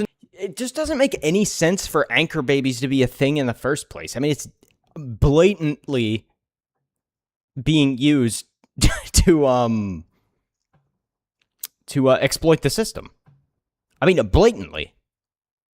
They shouldn't have a kid here that's a fucking citizen. How is this even a question? Need some IQ checks for politicians? Yeah. I mean, I'm gonna be MIA, gotta drive home. What, you're telling me you don't want to actually watch and type in the stream and crash on your way home, bro? No, have a good drive, bro. It's a 0-day exploit they refuse to patch. Been saying that since before you were born. She's actively desperate towards constitutional rights and is using civil case law to destroy the system. Well, the thing is like, I don't even understand how you can make the argument for it in the first place. Because the inherent intent is to make sure that, like, the inherent intent in doing it in the first place is a scummy way to try and loophole the system, but it's tried to loophole the system in a way that never should have worked ever to begin with. I mean, it's blatantly obvious that nobody intended for this to be legal because Hassan Piker is. So I thought I would just share a little bit about how the threats have affected me and my family. Oh, boo-hoo, dude. You signed up for the job. You obviously shouldn't be getting threats in the first place, but that's just the unfortunate reality of living in a country where half the people are crazy sycophants who want to abort children 2 minutes before they're being born. Like, what do we expect? We don't see people like Clarence Thomas getting up here and complaining like this, despite the fact that he's also faced just as bad threats. Personally, they have required me to, my children, to think about and see things that children should not have to see or think about. One example is when threats to my life were particularly intense a few years ago around the time of the Dobbs leak. My security detail sent me home with a bulletproof vest, and I carried it into my house, put it into my bedroom, dropped it down on a table, turned around, and my 12-year-old son was standing. I'm just confused, like, did she think being on the Supreme Court, it's such a politically tumultuous time, was just not going to carry the risk? I mean, people have always accepted that being in politics, or even, I mean, at this point, not even being a politician, right? You see somebody like Charlie Kirk and what happened to him. He knew the risks as well. I mean, obviously, it shouldn't be a risk in the first place. People shouldn't be being violent or anything like that towards anybody, regardless of how much you may disagree with them or whatsoever. But you have to accept the fact that this is your job. And this is what you're here to do. That doesn't mean you could just bend the knee and allow the entirety of society to get crumpled over, because you may be, it's still going to end up causing danger to your children. Like, if you're doing this simply to try and protect your children from imminent danger, I don't think you realize that you're just allowing imminent danger to find your children later. It just doesn't make any sense to me. In the doorway of You think those people will give your kids a pass just because you voted, like, once in a way that they don't like? my bedroom, and he wanted to know what it was and why I had it, and I didn't know. Notice how it becomes an issue only after she betrays the country. Now all of a sudden it's too big of an issue to be quiet about. Actual goblin sleazeball PR move. She's special and wants the whole world childproofed for herself. Oh, I'm scared. Let's bring in more scary people. Yeah, exactly. Like, who do you think are the people that are being violent? It's the crazy people that we're just letting in. Oh, and guess what? Now you want to make it legal for them to just have kids here. Funnel all their ideology into them. And then they're just literal permanent residents, permanent citizens that actively want to destroy us. And you think the Chinese aren't doing this? I don't even understand how you can vote the way you do when we know for a fact that China is literally planting like baby spies in our country. I mean, as crazy crackpot conspiracy as that sound, everybody knows it's something that they do. How to respond, because maybe I lack imagination, but I didn't expect that. She betrayed the country because she's afraid of the violent leftists? Yeah, of course. I mean, that's obviously why she did, but again, like, this is your job, and it was obvious that you were going to face stuff like this when you even vied for the position in the first place, especially considering who got you in. It was Trump, easily the most divisive president in the entirety of the United States history. The only modern president who's actually been shot in the head. Like, obviously she got let in by him before he got shot in the head, and before Charlie Kirk got assassinated, but it's not like it was unforeseen. Like, as sad as it is to say, it was pretty unsurprising to hear that, you know, people did terribly violent things because the left has been screaming that they want to do terribly violent things for the last decade. Performing this service was going to put me in the position of explaining to my children what a bulletproof vest was and why I had to wear one. Why would you not think that? You have one of the most important jobs in the entire country. She's be retired if she can't handle the pressure that the job brings. Exactly. Should not be in office whatsoever. And you can extrapolate this to any form of government official whatsoever. You don't have to be a Supreme Court justice for this to be the case. I mean, I think there shouldn't even be, like, for example, this has nothing to do with being in danger of political violence or anything like that. But if you're in Congress, or if you're in the, like, if you're in office and you don't use the internet every single day frequently, why are you even in office in the first place? Like, we see people like Mitch McConnell. I guarantee you that guy doesn't even know how the internet works, bro. How is he even in office? Like, what could he possibly be doing besides just taking taxpayer money at this point? Like, the guy doesn't even know how the rest of the world functions anymore. Your decisions aren't going to I know Mitch McConnell's an extreme example, right? Because he's so old, and I mean, I don't even know if he's like still cognizant anymore. But it could go for like probably 80% of the people we have in government straight up can't relate to the average American because they're so old that they've never like even properly adapted to using the internet. Have weight with people. You think that somebody isn't going to get mad about what you're saying? Are you fucking insane? That it had been a false The alarm. tweet says she should step down. If this rattles her, she should just step down. To the extent that you can intimidate. Of course she should step down.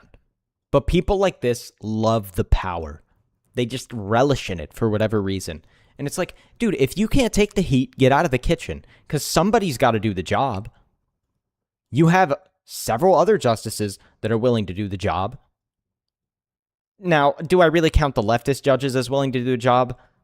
No. I mean, they don't really face any danger because the right has, you know, decorum and doesn't try to take out people that they dislike. For the most part, obviously there are some crazy psychopaths, but I mean, those people aren't really right-wing. They're just some kind of like weird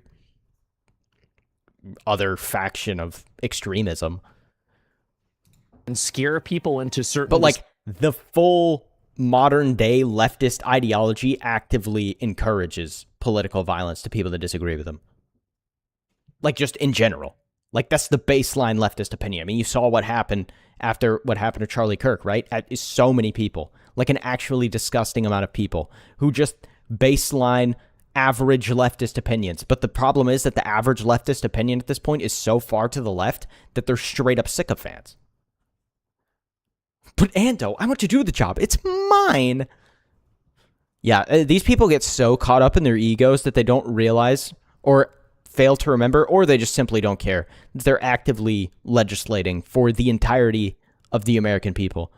They just step in for life once elected. They have their life insurance and sworn to office. It's a fleecing of tax dollars. Yeah. It's just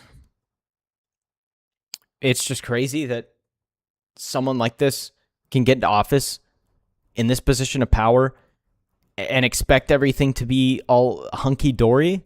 The whole, like, I don't understand. What do we expect here?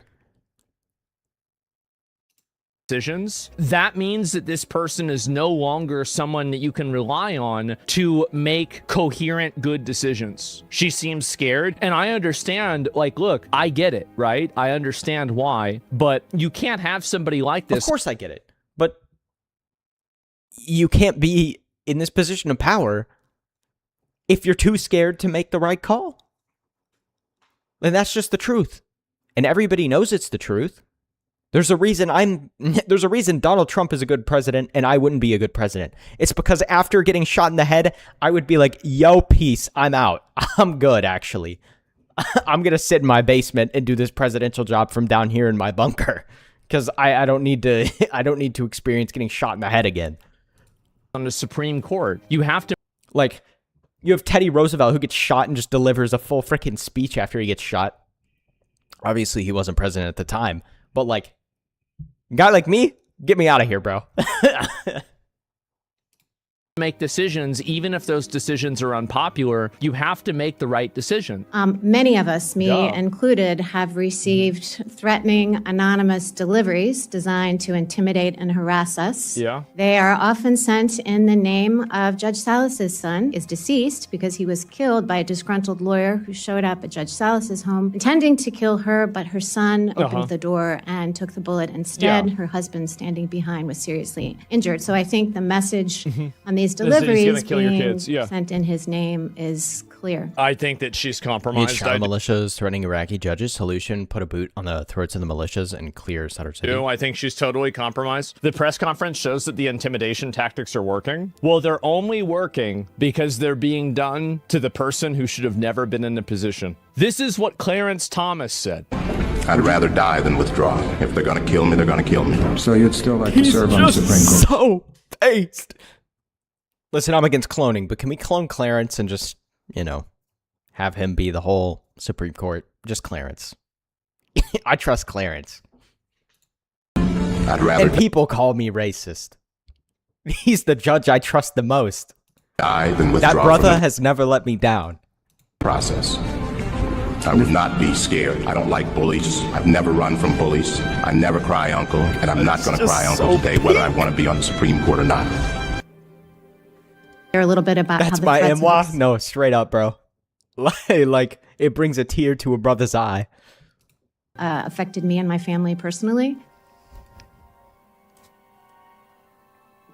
I mean, look, guys, that's just really what it is. It's the opposite. Yeah, it's the opposite. You can't let this happen. Some people are going to start wondering, asking questions if women should even be able to be on the Supreme Court. Like, who are the women on the Supreme Court right now? ACB, Ketanji Brown Jackson. Is that it? Or is there one more? I can't remember. We don't need cowards making decisions. Totally agree. And listen, I get it. I get being, scared of getting threats from people when you're on the Supreme Court, but you're on the freaking Supreme Court, bro. Like, what did you expect? That's what I just can't get over. Like, did we think it was just going to be sunshine and rainbows when we're on the most important court in the entire country? Before the 1890s, the judge would be a man and accused of cowardice publicly, then challenged to a duel. Based. Get out your dueling pistols. Back when we actually solved problems.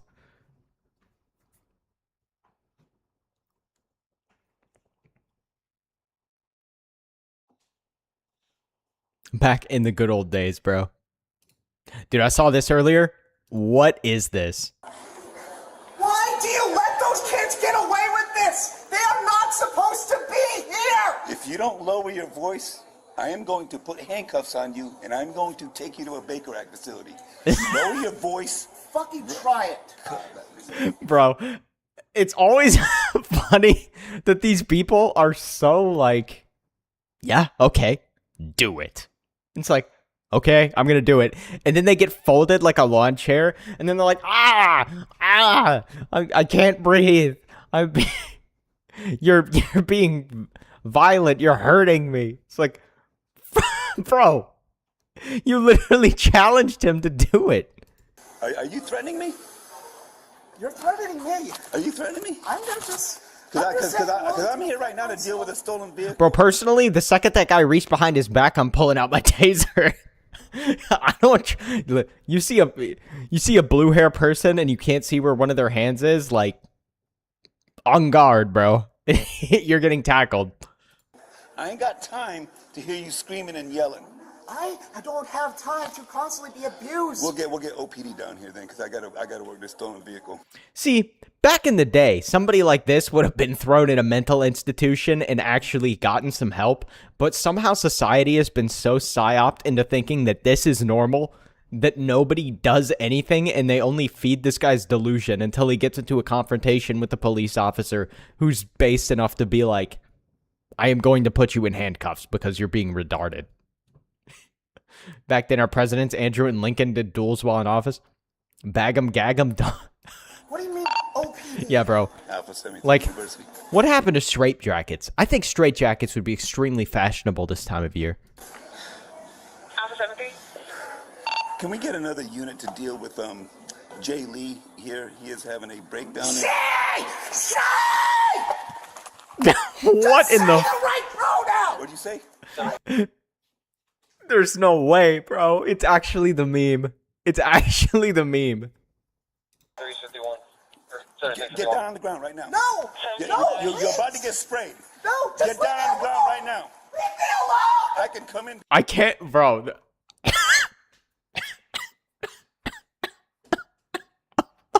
Oh, is this satire? This has to be a skit, bro, right? Like, there's no way this is real. Mentally broken. Yeah, dude, like, this is sad, but, like, I can't get over how, like, satirical this seems.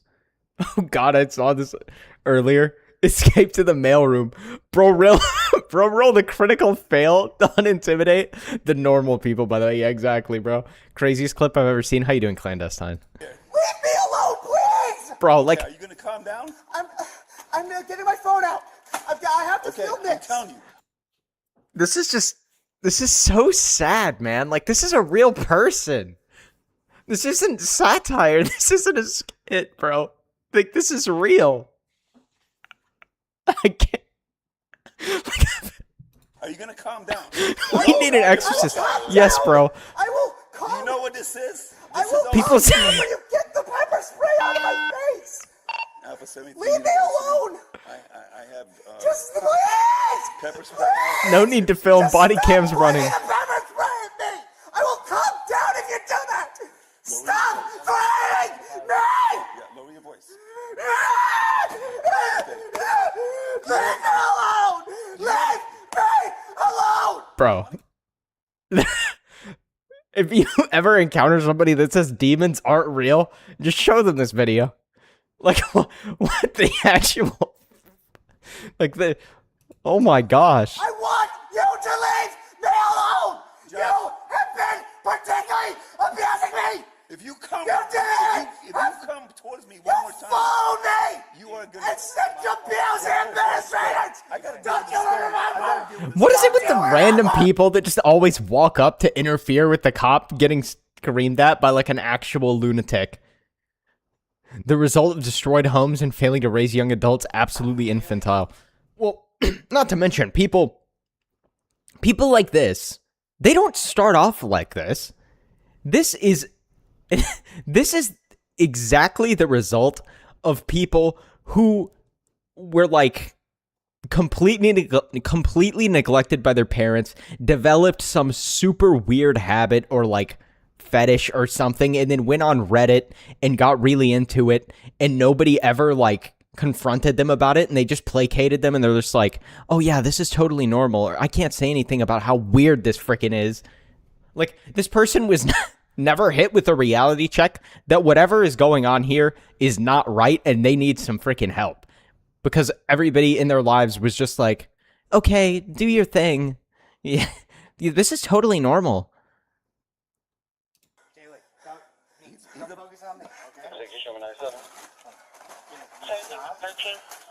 Get away! You don't tell me where to go. Fuck you! Fuck you, cop! Alpha 73 University. That's what happens when they've never been told no. This is like beyond that, honestly. Like, yeah, there's some pricks out there that have never been told no that are not this weird. This is like... this is... I don't even know, dude. It's too late now. It's too late now. He's going to be taken away. Shay! You need to stop. It's taken. I just want to get away from him. I understand that. He needs Shay! Shay! Shay! This is a literal toddler tantrum? Yeah, true. Tickling me! Just say Shay! Josh, can you please? Guys, you can tell it's a woman because of the pink shoes. Bro's diet is hormones and Twinkies. You know it's causing me a lot of distress. I need to bring it down here, though, okay? Okay, so I'm gonna Like, this guy's worried about getting the right pronouns said to him while he's literally screaming at the top of his lungs. Too many kids coming down with ADHD, autism, etc. Yeah, bro, this guy's probably given a ton of meds as a kid to, like, fix him being... Gotta put on gloves for this. She is not acting very ladylike and assume the cops' pronouns. They're always allowed to assume your pronouns. You're never allowed to assume theirs. So I'm going to ask you very nicely. Put your stuff down, turn around, put your hands behind your back. They get messy, get the horse gloves. Not going to be arrested. Cop gonna pull the ult. No. Put your hands behind your back. No. Okay, so... Well, it's funny because, like, leftists are gonna see this video and be like, he was being so rough. He was being so inconsiderate. I would have tased this guy 15 minutes ago. Like, come on, dude. I'm not a cop. I'm an authorized peacekeeper. Like, this guy is being so freaking patient with this dude. I would have gotten tired of his screaming. Instead, it's like a threat to my eardrums or something and just tased him already. You can record all you want, but it's already beyond that point.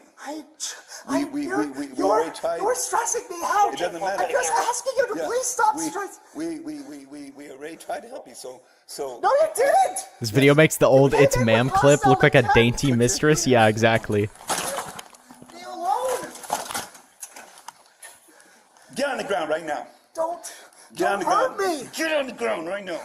Don't hurt me. Get down on the ground right now. Hey.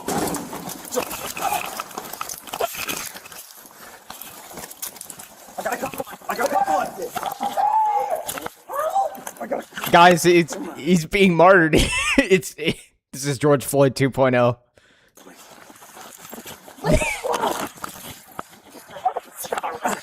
Stop. Get down. Get down. Leave me alone. What? Did they just hit the body cam off of him? What? Wait, no. What are we looking at? Is this the other cop's body cam? Go. Hand behind your back. George Hands Floyd. behind your back. That's so freaking good, dude. That's so good. Georgia Floyd. She I guess banshees aren't exclusively women. At least the guard has his buddy with him, never cuffs someone alone. I can't. I'm right. I just wanted you to. Come on, stop. George Floyd is so good.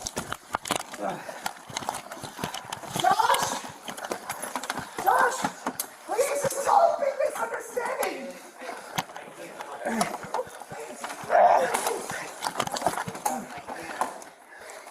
I'm gonna spray him. No, please don't say him. Her. Okay, her. I'm gonna spray her. Put your hand behind. He's so concerned with the pronouns. Gonna have to trip him. The funniest part is they weren't even there for him. Completely unrelated issue. It always is with these people, bro. They see the cops show up and and they turn on their freaking like MMO. They're like pulling aggro. On your back. No. Yes. They activate their aggro skill. Like Give me your hand. they activated taunt. Yo, what's up, Don Cheeky? How you doing, bro? Is there any way I can? No, give me your hand. Give me your hand. Please, I can calm down if you just give me some space. See what's gonna happen? Okay, bro. This is... Okay, I don't think this was going to be an effective way to negotiate with this guy, considering how insane he's been so far. Is this another they, them getting arrested? Yes, bro. It's actually probably the funniest video I've seen in like a month. But with how unagreeable this person was being before, I don't think being like, yo, peep out your future. This is what's going to happen to you in a minute. It was a good idea. Put your hand behind your back. Last chance to cooperate. Behind your back. Space. Give me your hand. I just need Give me space, your please. hand. Put your hand. Jaylee, give me your hand. Okay, I'm gonna tase you if you don't cooperate. Tase Jaylee, him. give me. Oh, here we go. Jalen is gonna hurt In me. before Give me the your I hand. can't breathe. He's not gonna tase you. You give me your hand. You're gonna arrest me. No. Give me your hand. Yes, we need Yes. your You made my night. Don't arrest me. Let go. Give me your hand. Gonna get it. Bro, that scream was so like... Give me your hand. Give me your hand. That scream was... That scream was like the lady screaming at Donald Trump's inauguration. Like, I swear that that was like the exact same scream, bro. Give me your hand. It's a crappy taser. To be fair, this person's got a lot of fluff. Oh, we grabbed them by the pony socks. I got his leg. I got his leg. Give me your hand. Give me your hand. Bro was tanking those. Yeah, bro, he kind of tanked it. Let go. Put your wrist. Relax him, okay? There you go. We got him. And we got charges. Whoa, we got him. Whoa, that's not very inclusive of you, bro. It's ma'am. They must not have it at full power. You were attacking me. What was I supposed to do? Okay. Comply. Stop resisting. Pattern on a wheel. Watch your head. Roll over. Now get up. Josh, Whoa, was that a black please. police officer? I've been told those don't exist. Like roping a cat. Can I have my phone? Ow, I can't get up. You said you did taser, right? Yes. All right.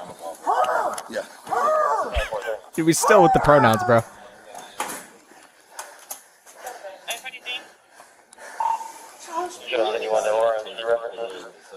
Stun.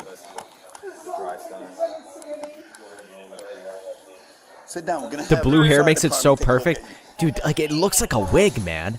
This whole video has been like... Just take it to the car. This would have been satire 15 years ago as like, dude, imagine this crazy scenario that literally nobody would ever think would happen in real life. Like, this would be a South Park bit of like some kind of ridiculous, retarded future. But no, this is reality. Put him in my patrol car. Okay. Next time, Bluto, we break out the lasso and try 8-second wrangles. Can I have my phone back? Go get your belongings, all right?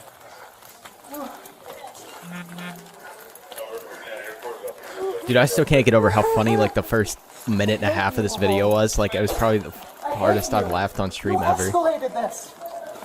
You didn't have to pull out the pepper spray. You didn't have to continue this. Dude, you didn't even get pepper sprayed. You knew my buttons and you set them off. I'll live out shortly, but I think we were okay coming on. Please step. What?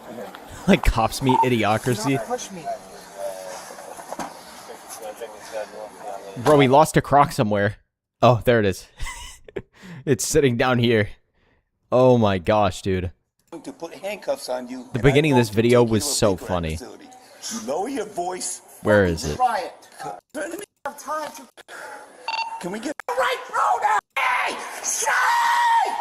Like, oh my gosh, bro. Right pronoun! What'd you say? 7351. Like, you can't, like, you can't write satire as good as this. It's just crazy, bro. Literal creature. Like, oh my goodness.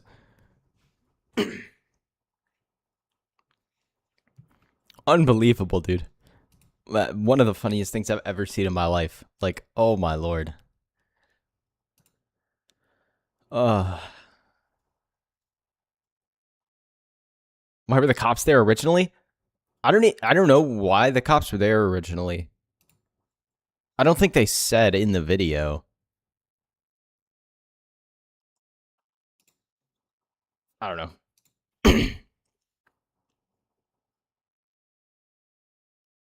If they did say in the video I was too mesmerized. Stolen car? Okay. I was gonna say they weren't there for the blue for the ma'am. Says at the very beginning. Oh, they do say at the very beginning. Oh, I see. I was too I was too captured by the creature. Like, grabbed a side quest. No, straight up, bro. How did a stolen car result in this?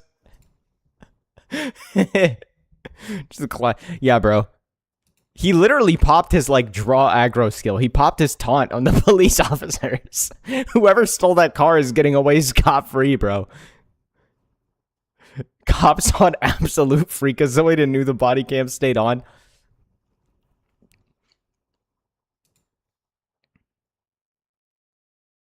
Hope the cop found a legendary drop. What would a legendary drop from them even be, bro? They're freaking estrogen. Like, what? What would it be? Distinctive and unique evil. I'm gonna turn it up. I'm gonna reset always it. been driven by a hatred, above all else, a hatred for civilization. Need to bring back the beanbag shotgun, bro. The beanbag. The beanbags are so good, dude. A croc up. Oh yeah, they get his croc at the end and just frame it. The croc that fell off was the drop weight. You're so right. You're so right, actually.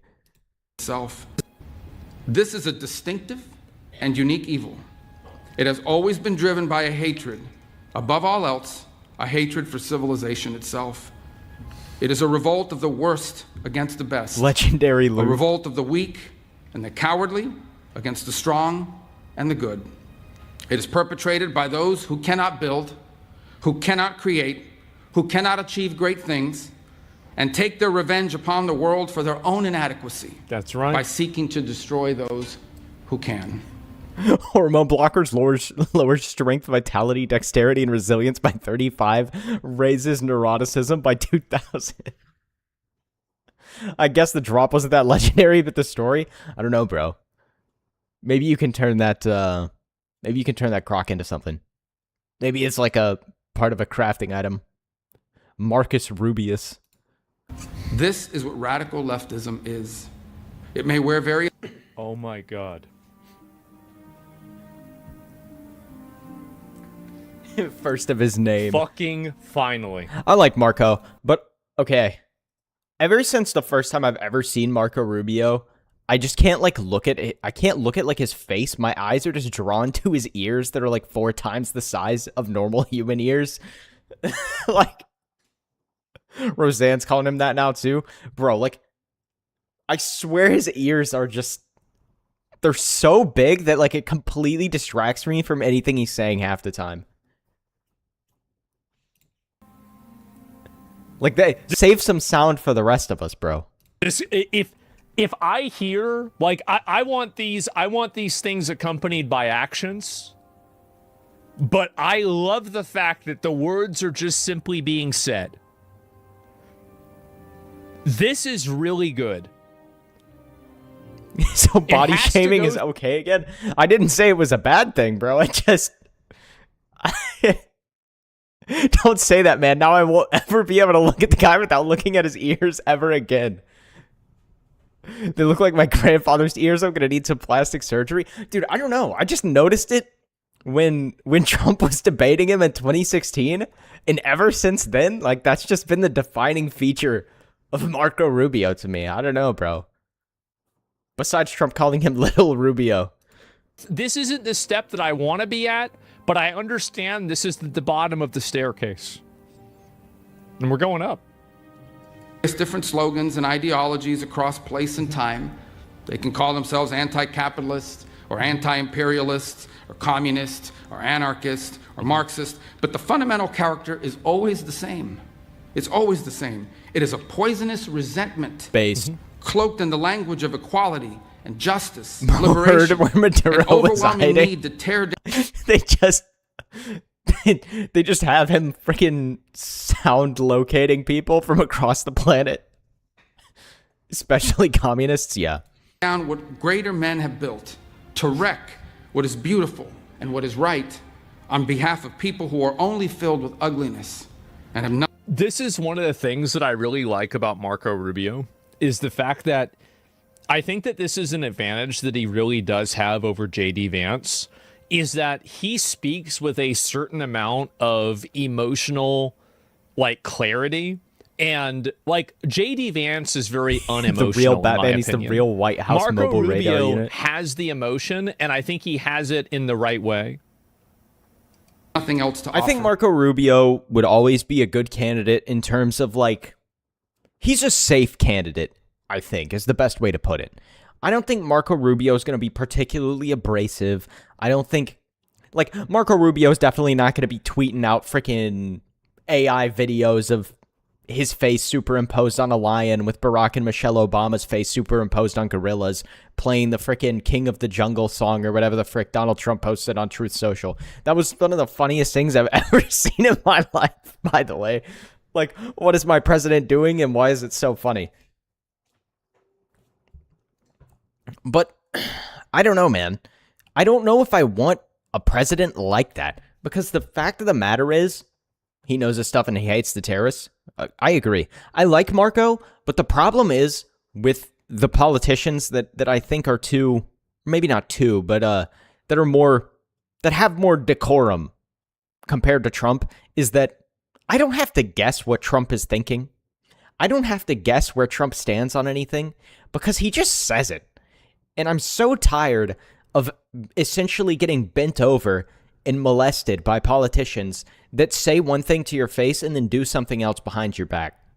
It'll be a crazy primary in 2028. JD will have the better meme power. Marco will have the dominant FaceTime at work. Yeah.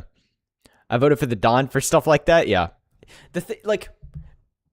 I value the transparency more than I value the decorum. But again, I know a lot of the boomers and the older voters way more prefer the decorum. But it's like, listen, bro, you can say as much nice stuff as you want, but I really want to know where your heart is in the matter. Like, what you actually want to get done. Because I'm so tired of the people that just say all the pleasantries. Rubio's very much a nice guy, but we don't need a nice guy as president right now. I totally agree.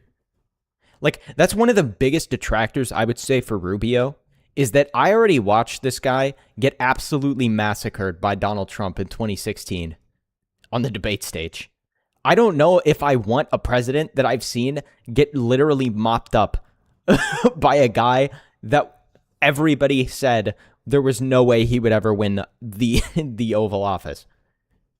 I don't know. Rubio's working on those mini job memes. Just need some AI vids. Like, I don't dislike Marco Rubio. I don't think he would be a bad president at all.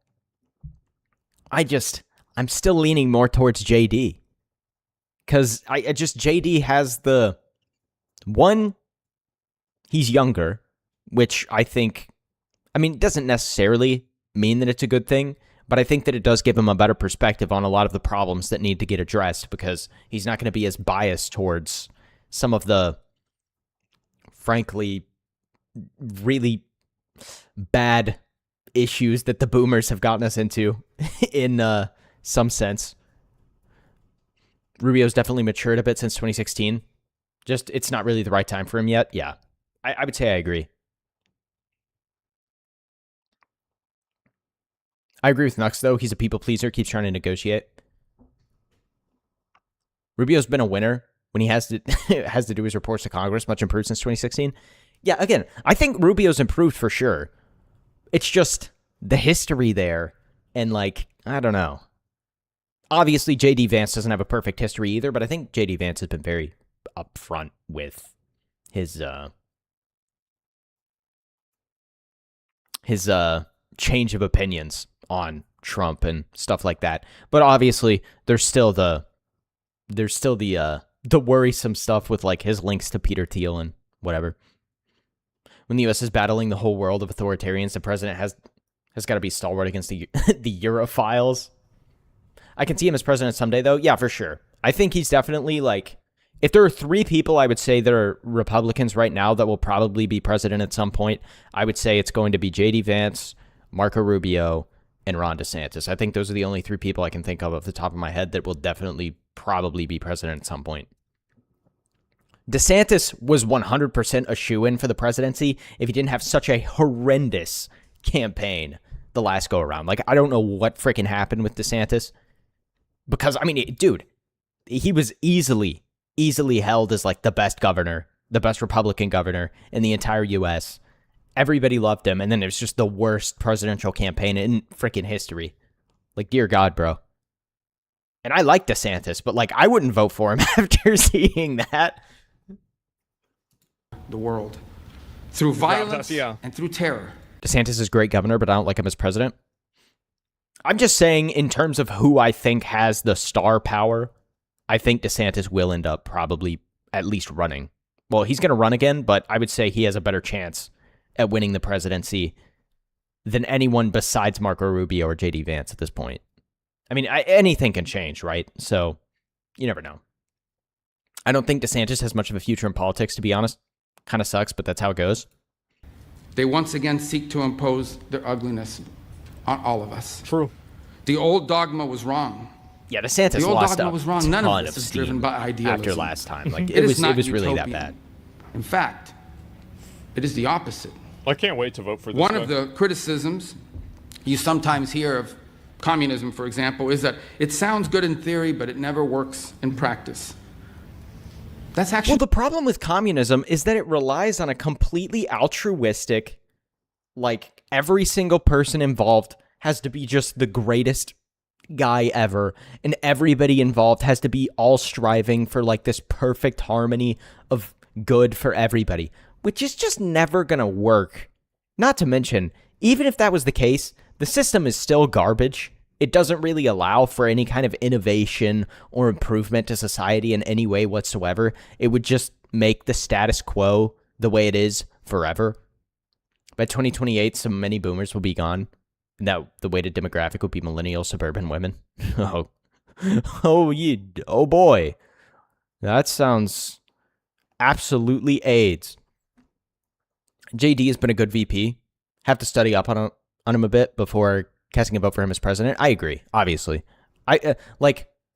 Me in the moment right now, if you just put me on the spot, I would lean towards JD Vance over Marco Rubio. But, that could totally change if I did more investigation on it. But, there's not really a point in me doing a ton of investigation on it right now because neither of them are running for president right now. Technically, the description of a utopia is the definition of communism. Reason why I'd rather not use the word in the first place. Not true. Communism does not sound good in theory. The world it envisions for all of us is small, flat, gray, leveled of all exception, drained of all that is good and noble in the human soul. Yeah, that's what I was saying. It doesn't allow for any kind of innovation. It doesn't allow for any kind of like growing or anything like that. You're just straight up status quo forever. And that's only the case if everybody works towards this like weird public good, utilitarian harmoniousness with maximum altruism, which is just straight up never gonna happen. I don't know what kind of la la land these people live in. If you do good, everyone else gets it. Oh my god.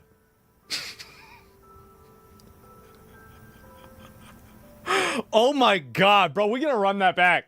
Actually not true. Communism does not sound good in theory.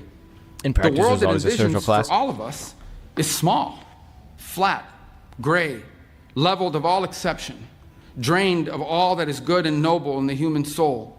The world it envisions is a world without courage, a world without creativity or ambition, a world without heroes or glory or great causes to strive towards, a world without miracles, without myths, without men who rise above the rest to do incredible and extraordinary things. And the world communism envisions is a world without God. Oh my god.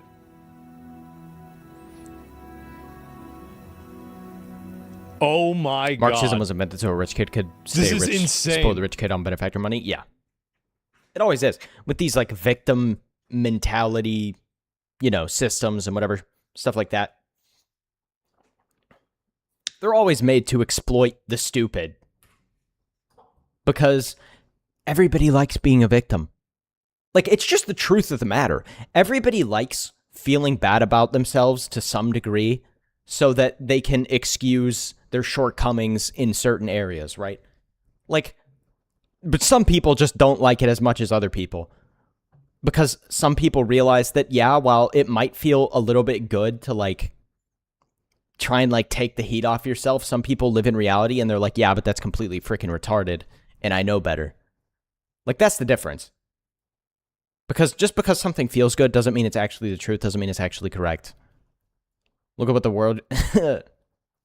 Look at the world of equilibrium. That's what communism, utopia would be like. Absolutely AIDS. But as they say, eventually you run out of someone else's money. Yeah. Yep. For these architects of revolutionary violence, the towering achievement of our civilization, for them, it's an unbearable humiliation. A reminder of what they cannot do. The end result of communism is always a chaotic mix of totalitarianism and serfdom. Well, the end result of communism is always violence. Like, really bad violence. So, I mean, like, true, but, like, the end result of communism is always violent collapse. It's not even necessarily totalitarianism and serfdom. That's just a symptom before the... That's just a symptom before the violent collapse. And a reminder of what they cannot be. Communism is literally incapable of succeeding. It just simply does not work in reality. So and it never will work. They're losers. They attack pipelines. Yep. They attack railroads. They attack power grids and laboratories. The physical embodied symbols of power. And even the people that advocate for it probably know deep down that it'll never work.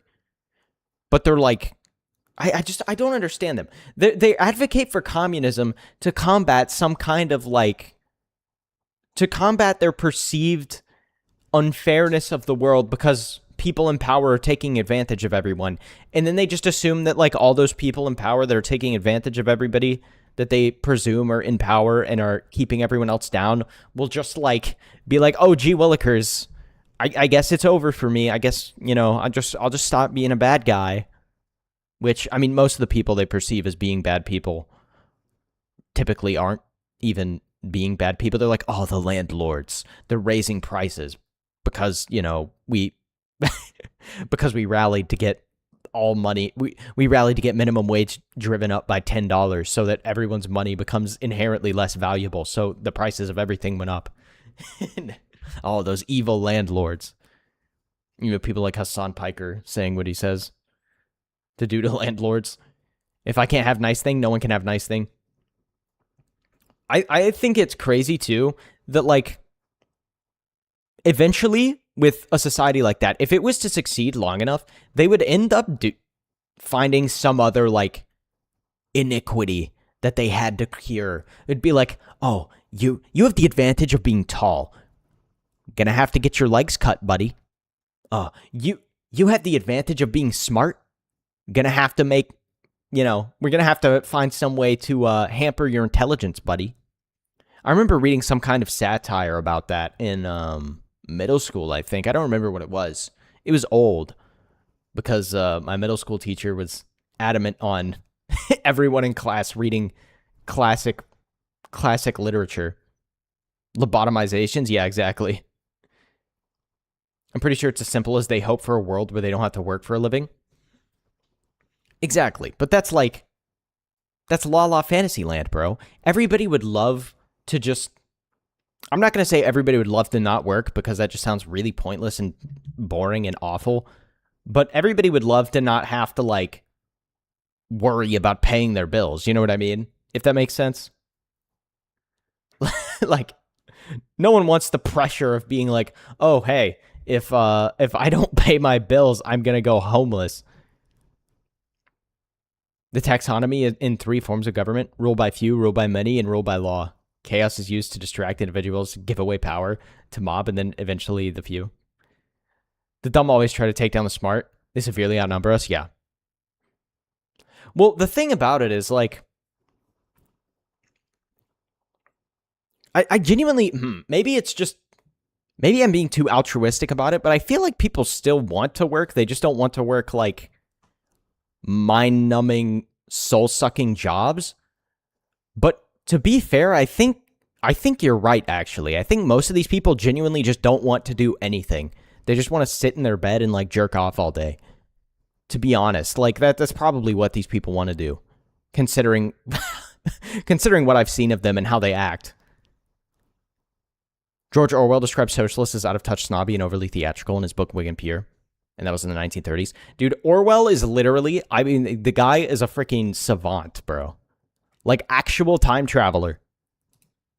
An invention, an achievement.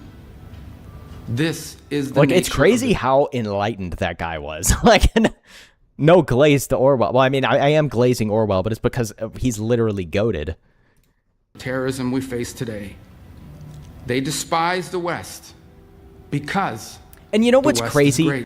He lived so long ago and, like, literally had access to far, far, far less information than anybody living now has access to. I mean, you have the internet, you have AI, you can search up just about anything. Obviously, you have to be careful to make sure that you're not looking up, like, sources that are completely biased and just feeding you false information, which most people don't care enough to make sure that they're sourcing their information properly. But Orwell was able to see all this stuff from so long ago, and I'm sure there are plenty of other people that were also able to see it from so long ago, but it just makes you think of how retarded so many of the people are nowadays when they have access to so much information and they're not even able to come to, like, common sense conclusions.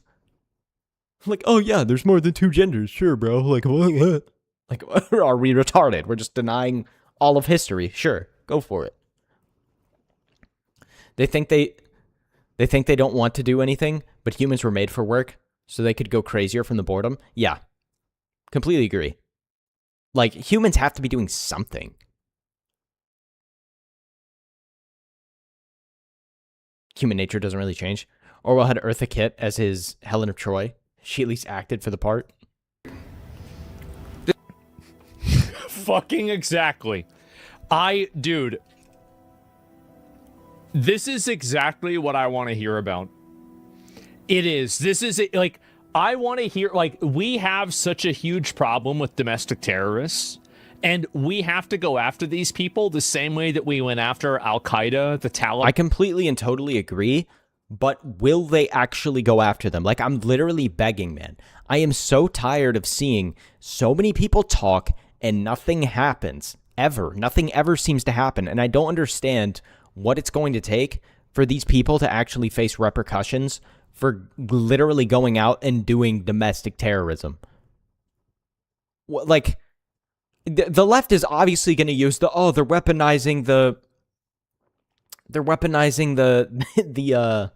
the systems or whatever against, like, their political opponents. But when they're actually doing straight up terroristic crimes, it doesn't really matter what they say. You have to stop them. You can't just let them do it. And ISIS. We have our own ISIS inside of America right now, and they're all over the country, and it needs to be dealt with.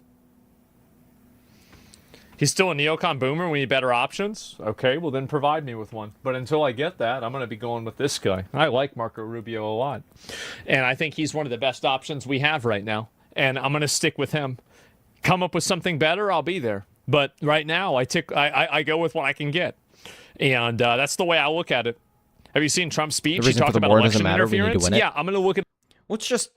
How long can we push off confrontation before it just... Like... The longer you push it off, the worse it's going to be when it hits.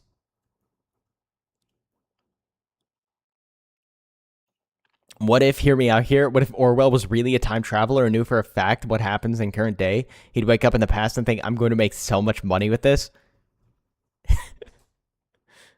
Well, gee, would he be upset now if he realized how badly they're butchering his works? Until about 3 weeks after starvation sets in, you see the communities begin to adapt their cultural habits. Humans suffer a ton of despotism. A little bit of that and go through it.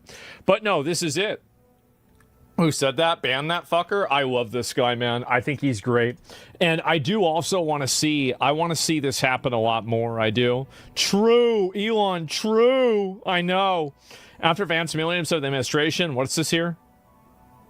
In the case of Iran, nation-state actions, assassinations, murders, you name it, whatever it takes for them to gain their influence and ultimately their domination of different cultures and societies. That's a clear and imminent threat to the world and to the broader West. To be honest, it's probably not worth paying too much attention to the PR of it. Communists specialize in manipulation and dishonesty. You'll never win a PR fight with somebody who weaponizes dishonesty effectively. That's true. They've been doing all the subversive language stuff in the first place. I mean, you saw it start, well, not even start with BLM, but like BLM was like the biggest spike of it. Obviously, that was all CCP funded and stuff like that. But, well, I mean, the CCP is communist, so. Like, oh, we call it Black Lives Matter so that if you disagree with it, you inherently sound like a black person because it makes it sound like you're saying Black lives don't matter. It's like, no. It's just you named your organization something that has absolutely nothing to do with it.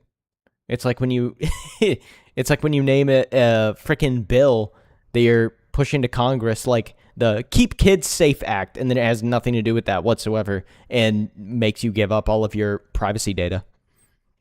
The United States, who they There's a reason you don't identify as the negotiate with terrorists, chief yeah. source of evil on the planet. That's right. Yeah, I'm glad that he sees this. Marco Rubio 2028. Fucking exactly. Oh my God, I don't even want to look at that. Seems like it could be something bad. So yes, anyway, I'll look at some of the quotes here. Oh, bravo. After J.D. Vance humiliated himself, you might call it lions versus scavengers. Phenomenal speech. Rubio is my candidate. This is good. 48. Man, this is pretty much a 10 out of 10. For decades, the conservatives chosen to friend the left as simply misguided but rational actors. They've been messing with language since the 40s. Fascism didn't just suddenly become right-wing overnight. Yeah, true. But think of the children. Dude, I think it's so funny that anytime you see like a political compass test, they put Hitler on the right, and I'm just like, bro, he was basically leftist in every position. Like, outside of being nationalist, like, well... Outside of being nationalist, like, what did the guy do that was right-wing? They're not rational actors, and most of them I consider subhuman. I do. Like, they act like complete animals. They behave like animals. They treat other people like animals do. They're complete savages. Who's getting on your podcast? We'll see what happens, right? I don't know if that's going to happen or not. Rare combination of eloquence and moral clarity. The best communicator the GOP has had since Reagan. True. And I think that's the main thing that Marco Rubio brings that makes him unique in the Republican Party, is that Marco Rubio has the moral clarity that I think can break through to a lot of the emotionally captured people that are in the middle or are against Trump. And I think that he's uniquely positioned to do that. He's positioned in a way that Trump isn't able. I mean, I can agree. I could see the argument that Rubio would be the more appealing candidate to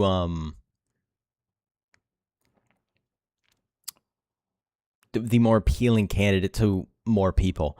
Technically, he was not right or left. He was a tyrannical authoritarian. Nationalism isn't exclusive to one side. I mean, it's not, but like, I feel like you typically only really find it on one side. Actually, no, you're right, actually, because I guess like the Chinese are super nationalists and they're not. J.D. Vance isn't able to do that.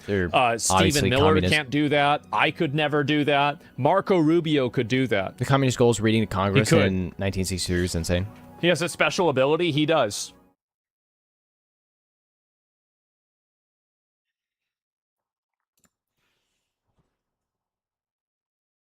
But yeah, the communists have been subverting everything for literally since the dawn of time. Trump is at least weaponizing the Treasury Department to keep cutting funding to these activists. Besant's war name is now Big Gay Patton. He'll defund those activists into a hole.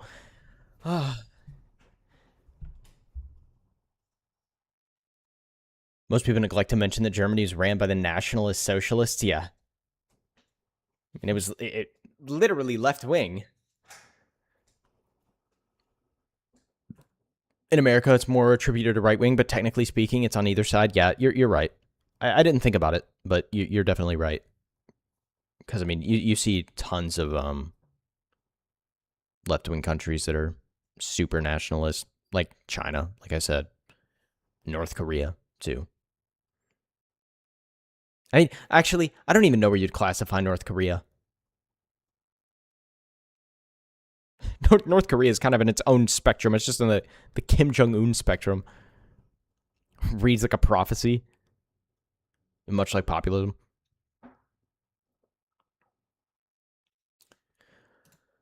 All right. What is this about? This is about Bethesda again. Individual scared shitless if Ashes got him posting on Reddit. Oh my god. Oh my god. Somehow he didn't cover this yet.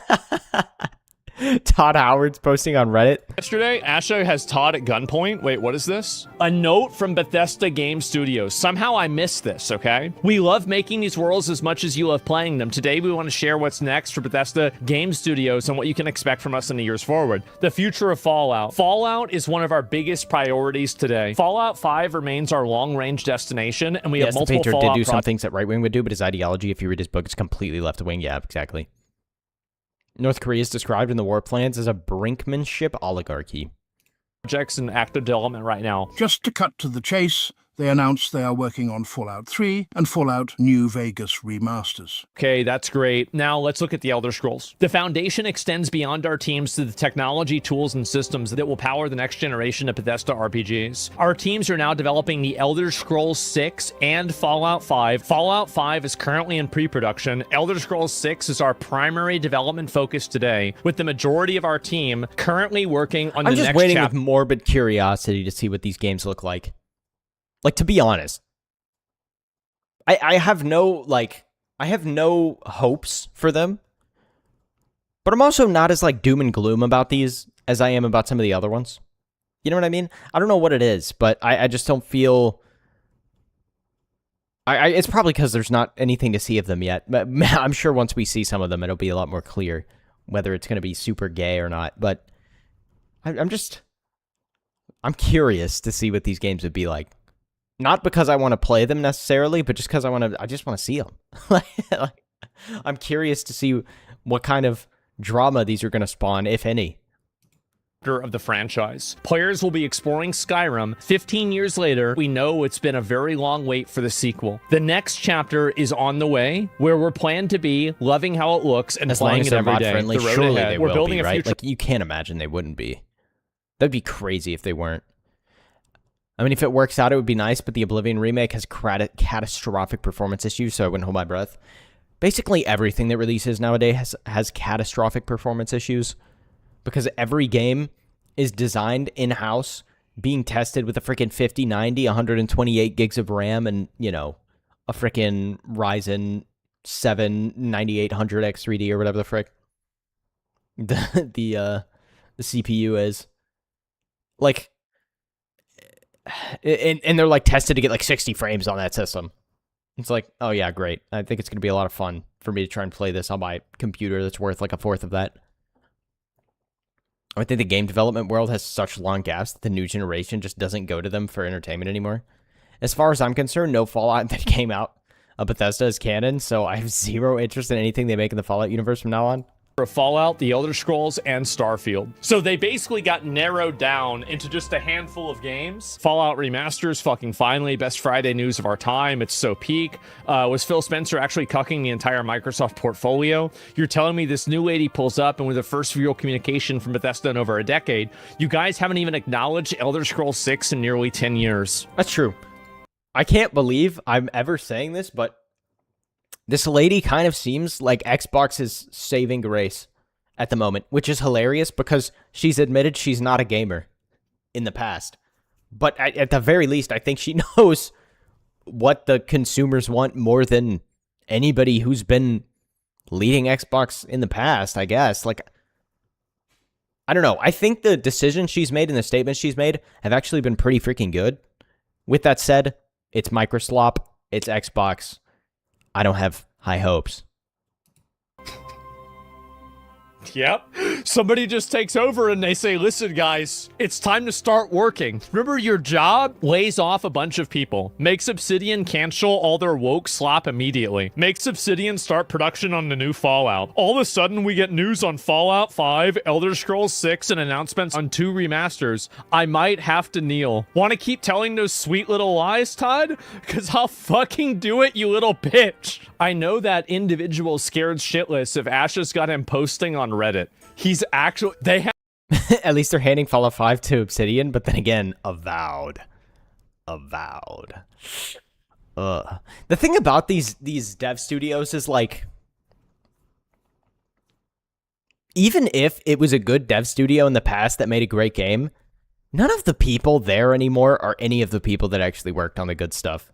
Like, they're just studios in name only at this point that are basically skinwalking around. Obsidian is Obsidian in name only. The old devs are gone. Yeah, that's what I'm saying. Like, all of these studios they're straight up skinwalker studios at this point, bro. like you see it with Bungie, you see it with Obsidian. I mean, I don't even know why I'm listing them off. It's practically every studio. And that's what I hate so much about these studios that come out and they're like, from the makers of X game that released 12 years ago that everybody really loved. And it's like, if you're trying to sell me on this game by telling me that it's from the creators of some other game, I'm immediately skeptical because you should be selling me on the game based on, you know, the gameplay and what I see in the game, not based on what studio made it. People are policy and they purge their people.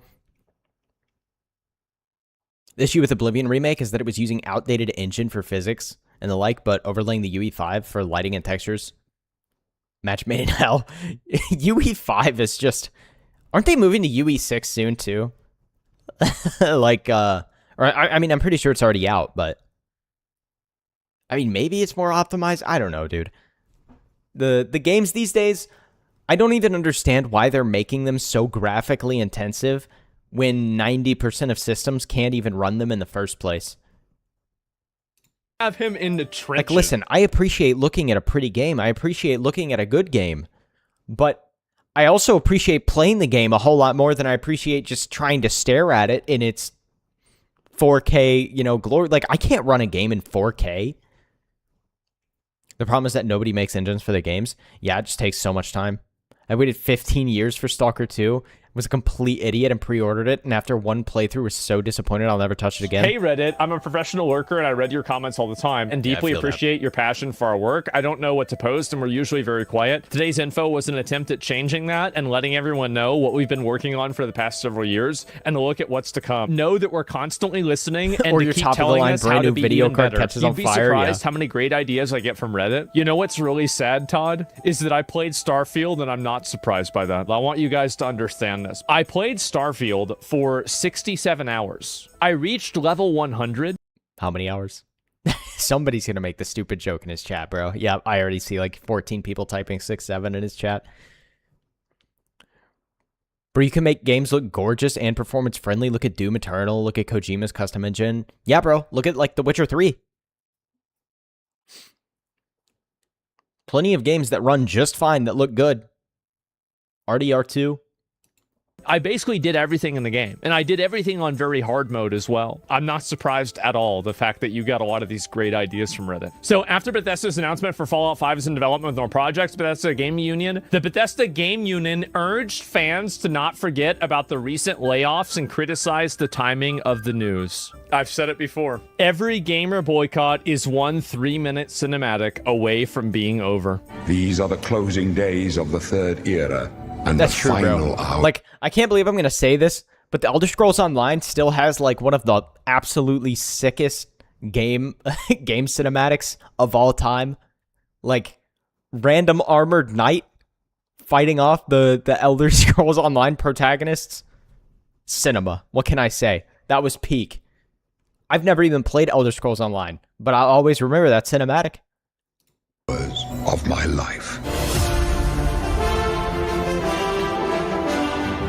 This shit went so hard. I forgot, yes, then they shadow dropped it. Instantaneously, everybody goes back and starts playing this game. But yeah, I'm very glad to see, obviously, they're getting these guys in gear, right? Putting them to fucking work. They've got Todd posting on... The RE engine doesn't work as well as an all-in-one engine, but it's really good for Resident Evil games, good performance of visuals, yeah. Reddit. Oh my god. No, that is funny though. Like Asha came in and she was like, what has Bethesda been doing for the last 12 years? Nothing? Okay. Well, I'm gonna make sure I'm gonna point the gun at the back of your head and make sure you actually do your job.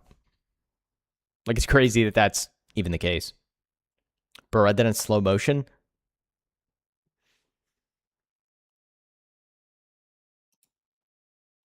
Listen, man. Sometimes my brain goes slow.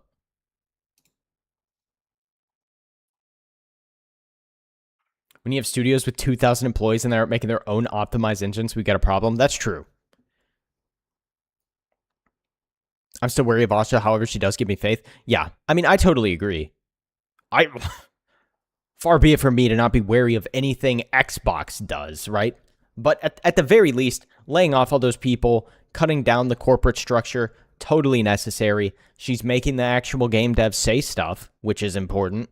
It seems like she's trying to get the priorities straight in terms of what games Xbox actually wants to be publishing, which is good. But who knows? How much you want to bet they were working on another release of Skyrim when she knocked on their door? Probably. Or they were just doing nothing. I feel like that's what a lot of people in the gaming industry do. And then they ham it up as though they were like some god developer or something, when all they did was like texture 4 pieces of clothing for some transgender non-binary character. Skyrim for the Switch 2. Bro. I mean, admittedly, the Switch 2 needs it, bro. The Switch 2 needs games. That thing is literally a paperweight. It is the biggest waste of money that I own. If it's not woke Skyrim, I don't want it. Dude, you know, it's hilarious. I'm sure somebody will eventually make a mod for woke Skyrim so you can play the entire game There's through no like way that. Showed up with purple hair, ate a donut, went home, claimed they made a game. Yeah, pretty much. All right. I don't know what this is about, but I was curious, so I clicked on it. this is actually See real, that pride right? flag? Like, no way the creator of Poon Poon is putting, like, his new series on Dude, hiatus. okay, man, I'm just gonna say, I cannot imagine walking into my freaking bedroom and having a literal, like, bigger than life size tarp of, what's that character's name? What's this character's name? I didn't watch this anime. It did not look interesting to me. But, I just can't imagine having that on my wall, bro. Nagatoro.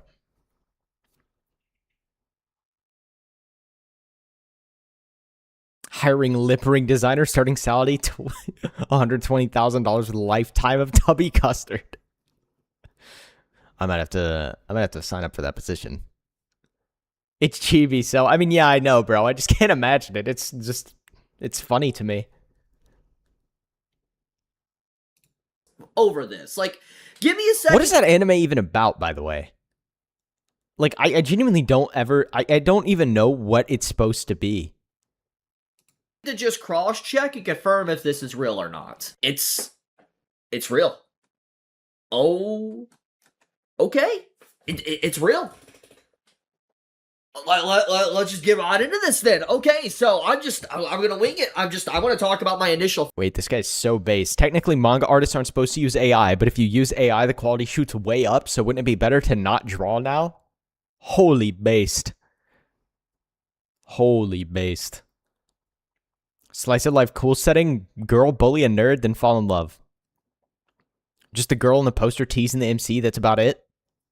Thoughts, because I just discovered this. So, this is breaking news. This literally just came out today. Like, for instance, the people in the West, myself included, are starting to find out about this. Apparently, this was breaking news back on the 16th of, this month. So, just like a day and a half ago, and apparently the creator of Poon Poon, like for instance the actual manga author of Oyasumi Poon Poon or Goodnight Poon Poon and Dead Dead Demons, you have Solanid, Hikari no Machi, this is the stuff that the individual's worked on, okay? He's worked on some very high profile popular works over the years. I mean, he has been an industry veteran for a very long time. I mean, if we go back and look at like, his start dates and all that, like when his stuff began, he started kind of working on stuff back in the early 2000s, okay? He is a very seasoned manga author that has been working on stuff for over... This is like a real artist's perspective on AI. Like somebody that's not just being gay and hopping on some weird bandwagon and hating it for no real reason other than it makes their position feel secure or something like that. They don't want to get dogpiled by other people in the quote-unquote artist community, despite the fact that 90% of them are just people who tweet and have drawn like 4 things in their entire life that look like stick figures. Like, this guy's like, hey, if I can make my work better by using this, why am I not allowed to use it? Kind of makes no sense for me to work when I could be making stuff that's better and more efficient with this tool that I have access to, that for some reason is so taboo that they won't even let me use it to do work. Doesn't really make any sense. I'm probably going to start drawing again and stuff it into AI. 2 decades plus. So the fact that this is a legitimate announcement that he is putting his newest manga, which from my understanding here, I'm not currently reading it, but let me show it here. He's putting Mujina Into the Deep, which started in 2023. He's putting this series on hiatus because he is upset with how the industry is handling AI research and development. So, to give some context here, more or less, this is a very famous manga author that has made makes it more copyrightable too. Beautiful illustrations, beautiful chapters, beautiful artwork for decades. And he's saying that he feels like the industry should allow AI. And well, of course it should. It doesn't make any sense for them not to. That would be like if the writing industry decided that no, you can't use a typewriter. You have to write it out by hand forever, in perpetuity. Doesn't matter if it makes it slower, doesn't matter if it makes it harder, doesn't matter if it makes you more prone to wrist injury or whatever. Like, it's the same philosophy. It doesn't make any sense why you would bar people from using technology that can just inherently make your work better, more efficient, and it would probably help a lot with these people's, like, mangaka artists and whatever. I feel like I always hear about them having burnout or, you know, whatever. It'd probably substantially improve their quality of life as well, right? Not having to sit hunched over, drawing 24/7. No more power drills, screwdrivers for all. Yeah, bro. You're not allowed to use your drills. That makes your work far too easy. Get to cranking the screwdriver, buddy. I think this is That sounds like some kind of innuendo. a very important little detail that a lot of people should actually take notice of. First off, this is a manga offer that is basically saying that using AI would help them a lot. And the reason for that is because, for those that are unaware, I've talked about this a lot, but there might be some newcomers to the channel, manga offers are probably one of the most overworked, like, employees, like workers in Japan. Like, they are very overworked. They have no time for themselves. They barely get to rest or sleep. They are living deadline by deadline when it comes to writing chapters, especially weekly Shonen Jump offers. When they have to work on, a chapter every single week, they barely have time for themselves. They are pretty much in living hell. Like, you'll see many manga offers, like in Shonen Jump, they will make jokes That's so about strange within to me. them. That, like, how much money do they make off their own work then? Like, it's so weird that they can't, like, make that money and then figure out a way to publish it themselves. I mean, I don't know, bro. I don't know how the manga industry works, let alone Japanese industry works. I know the Japanese basically work themselves to death 24/7 anyway. Manga, or they'll talk about it in interviews and stuff. They talk about how it's deadline hell and that the weekly release schedule really does a toll on their body. Even just for You've seen storyboarding ideas, it's helpful, yeah. that have had their body outright just destroyed over time. I mean, Yoshihiro Togashi, the author of Hunter x Hunter, I mean, he harmed his back through years of making manga. We have Horikoshi, the creator of My Hero Academia. We know his health kind of deteriorated thanks to My Hero Academia. I mean, we have the whole thing with Taite Kubo, with Bleach as well. And people wonder why so many manga stories end like absolute garbage. Maybe I won't judge so harshly when another ending like Jujutsu Kaisen happens. I mean, like, yeah, this manga author was probably disintegrating in their chair. His health deteriorated a bit. We have the stuff with Tabata as well, with Black Clover. I Arthritis is gonna suck for manga artists, yeah, for manga sure. offers and Weekly Shonen Jump, they experience a lot of health problems, and most, in fact, it's due to them not even prioritizing their own health and their own well-being because they're so focused on that's just their work. Japanese culture in general, bro. That's not even necessarily a manga author thing. Like, the Japanese basically work themselves into the grave. I'm pretty sure that's why so many of them just get drunk on the days they don't have to work. Focused on getting the next chapter out that they do not have enough time for R&R, me time, or anything like that. And so basically, when you have a massive offer that has probably one of the most influential and well-recognized manga works basically saying that they're pro-AI and they want to use AI to be able to uplift the industry and help out with the production and, be able to use it as a tool to actually make it easier to be a manga offer, I think we should listen. And let me explain, okay? I know there is a lot of people that are very anti-AI, okay? And, I'm not going to get into the whole anti-AI shtick and talking about all that. I'm not going to get into all the little environmental bullshit and everything. I'm not getting into that.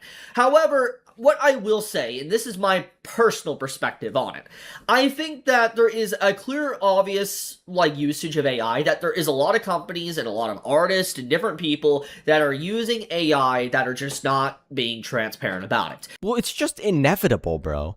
And it's like, why would you take the slack for using it when you could just get away with not saying that you're using it? You know what I mean? Like, it's unfortunate that it's the case, but so many companies will just straight up get dogpiled for using AI in something. Like, for example, you had the Neverness to Everness game that came out, and that game got absolutely ransacked on Twitter because it was using generative AI for, like, texturing the grass or, like, the pebbles on the road or making, like, certain billboard signs or something. Stuff that was pretty unimpactful to the actual gameplay experience. And people are getting upset that developers aren't more or less wasting their time doing mundane, repetitive tasks that can easily be done with AI. Kind of makes no sense if you ask me. I feel like there is a lot of companies and a lot of game creators, artists and stuff, and different people that use AI in some way to be able to create something. And they're just not telling people, because obviously there is a stigma around AI. If say you use it, people instantly kind of come after you and try to cancel you, do anything. And honestly, the entire situation with the whole AI topic reminds me exactly like how cancel culture is. Like, for instance, we've kind of shifted away from that, especially in the 2010s and 2020s now. Like, if this was 2020, cancel culture, everybody knows, was everywhere. You say the wrong thing, you're done. But obviously, nowadays, you can't be buzzworded off a platform anymore. People just don't care anymore. They don't. Well, but depending on the platform. AI is one topic that is YouTube still will do it to you so for sure. stigmatized and has such a chilling effect that it's still one of those very few areas that are remnants of the cancel culture era. And look, I'm just going to be blunt here. My personal perspective on it, if you want to know my thoughts on AI, is that regardless if I like it or dislike it, AI is here to stay, okay? You can try to fight it, you can try to say that, you hate it, but it's going to be around. It is. It's like... Another big reason that I don't really understand the antis. It's like, what are you even fighting at this point? Like, you already lost. You're just crying on the internet for no reason. Not to mention, good artists are not going to get replaced by AI, at least not anytime soon. Good artists would be smart to, start using AI to supplement their work, make themselves able to get out commissions faster or, whatever. Maybe use it so that they can lower their prices so that they can get more commissions. I don't know. Use it to help them. They're crying for our entertainment? Yeah, pretty much. But, I mean, there's so much that they can do with AI if they just chose to, use it. Especially with, Midjourney and stuff like that. You can create your own, style boards and whatever and whatnot so that you could really help, dial in your style and make sure that you're not, losing out on, aspects of your own art or whatever. But, it just doesn't make any sense to me that people want to fight the AI use so hard when it's like, dude, you already lost. You're cooked. You're basically just throwing a tantrum at this point. Maybe you should learn how to use it so you don't get left behind. Because that's pretty much the only option you have left to you at this point. Here's a very good example that I like to use for this conversation. 100 years ago, they're too busy trying to gatekeep and hold on to their community. Really it's just all virtue Everybody signaling had a car. Obviously, people used horse. They used a horse to get around, wagons and horses. And you got to imagine the people that always used horses. Even good artists that don't like AI know the pros of AI and don't virtue signal or cry for the likes, like Skew-chan. I did see some of the stuff that some of the clips that had been posted of her on Twitter. Maybe I'll go find them in a minute so we can listen to what she has to say. If AI gains sentience and are going to deprive a living thing of water to live, but it's I'm not saying everybody has to like AI. I mean, obviously you don't have to like it if you don't like it, but it's just kind of there's no point in doing your weird virtue signaling crap because it's already here. It's not going to go away. It's only going to get better, and eventually it is going to get to the level where you're not going to be able to tell at all. I mean, some people are good enough at prompting already that you can't tell. And stuff and wagons to get around. When the car was invented, I'm willing to bet you, obviously, we can't personally confirm this because we were not there, but if there was internet access and everybody was able to communicate around that time period around the world, I'm willing to bet you the conversation around the car would have been the exact same as conversation around AI, because obviously the car phased out horses, it phased out wagons, and there'd be a lot of people that think the whole situation with a car would just damage everything. It would damage the environment, it would damage everything, it would destroy jobs, all sorts of things. You would have a lot of different arguments. You'd probably have people say you're not a real driver, you're not a real rider, or something like that to drive a car. Overlord. All these different type of things. There would probably be a lot of arguments. And then you could also apply this probably with the Industrial Revolution when it comes to basically machinery. I haven't really watched much of his content at all, but he seems like a funny guy. Factories being able to basically help with the process of creating commercial goods. You got to imagine... Knight, catch you later.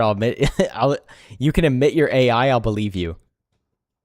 Guys, I'm actually a clanker. You've been watching a clanker the whole time. Have a good night, Loadmaster.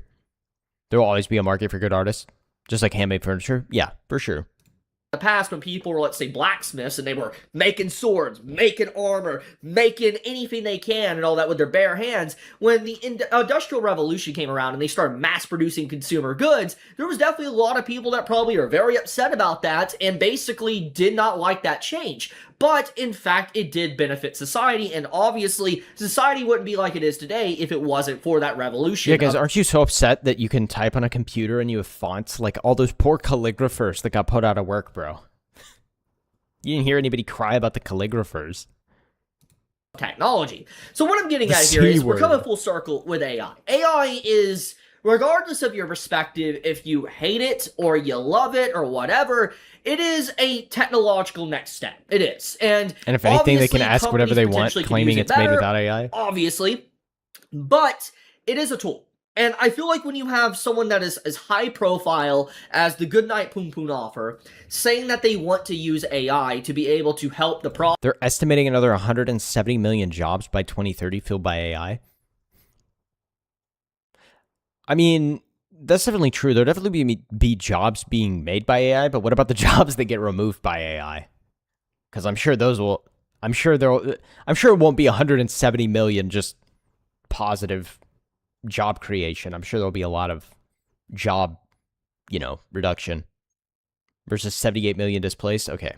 Process to give manga offers more free time to where they basically are not going to die from lack of sleep and health issues. I think this is a good thing. I really do. I know that there's a lot of people that are probably upset with this and might feel betrayed that someone that has such godly artwork as the artist of Goodnight Poon Poon would say something like this, but I think in turn it showcases a shift also within the cultural shift of how AI is being used, but also how it can benefit and uplift the quality of life for people. It can uplift the quality of life for these manga authors to be able to continue writing our stories that we love. I guess my other question would be, who's estimating this? Because obviously an AI company is going to make the estimates look positive for them. I mean, I don't know who's estimating it. We'll just have to see, right? It's kind of impossible to tell what's actually going to happen based on estimates, but there will definitely be jobs created by AI, for sure. I'm just curious to see more what the displacement's going to look like.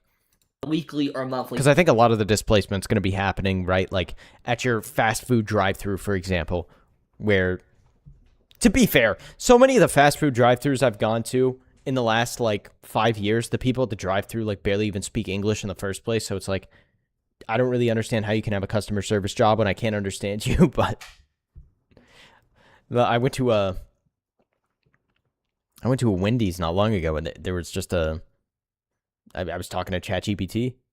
Basis at a longer period of time without basically having complete burnout or breaking down because of their body. So yeah, I mean, I feel like if AI was around in the 90s and 2000s, I willing to bet you a lot of offers that are very popular today, like for instance, Akira Toriyama, may he rest in peace, but I feel like he might have used it to some degree. I feel like Yoshihiro Togashi, the author of Hunter x Hunter, he definitely would have used it to some degree. I mean, just all things considered, there's a lot of offers I believe would probably use this technology if it was around at that time period, but who knows? I mean, that's a different reality that we'll never know. It's a no-brainer, right? It's the only reason it hasn't become widely accepted at this point is because, one, AI art has obviously been clowned on because of, seeing the Will Smith eating spaghetti stuff, and it obviously started off really bad, but it's gotten a lot better. It's gotten a lot better, especially if you know what you're doing. Some people can make stuff that's literally indistinguishable from, art or real life, if you want to go that far. But once the stigma dies off for it, everybody's going to be using it. This is just a fact of the matter. Everybody's going to be using it once the stigma dies off. It's kind of hilarious to me that people pretend everybody's not going to be using it. I want to talk about this. This is very fascinating. I cannot believe a manga offer like that is this high profile would say something like this. This is kind of crazy to me. This is also apparently a statement as well. Asano builds over 90% of Mujina into the depths environments himself before writing the story, which he says takes a lot of time. So basically, he wants to use AI to speed up the time, which I think Photoshop is not a problem. Also, that's fun for my background. That's Toriyama, my goat. Okay, I've been trying to ignore it, but it's everybody's goat. I think a storm's coming. Anyways, be safe, stay healthy. I love you guys. Everybody's goat for sure. All right. I saw this title earlier, and I was like, I saw this title earlier, and I was like, I have to watch this, man. What could freaking Angry Joe possibly be having a controversy about? I mean, this guy's basically a lolcow at this point anyway. Has been completely losing it across social media. He's making a bunch of weird tweets. He tried to face dox Yellow Flash because the guy didn't like the Odyssey. Oh, wow. Okay, better try. Wait, he tried to dox somebody because they didn't like the Odyssey. Why are some people so, strangely attached to this Odyssey movie? Does their glaze for Nolan, short circuit their brain and make them incapable of making rational decisions? I mean, to be fair, it's Angry Joe. The guy's a lolcow, like I said, but... Try to face dox him because how dare he criticize this corporate production. I've never seen anything from him except when he does something dumb and others cover it. On his own Odyssey review video. Well, he used to have a really big YouTube channel. Well, I mean, the YouTube channel's still, technically big. I don't think anybody watches it anymore.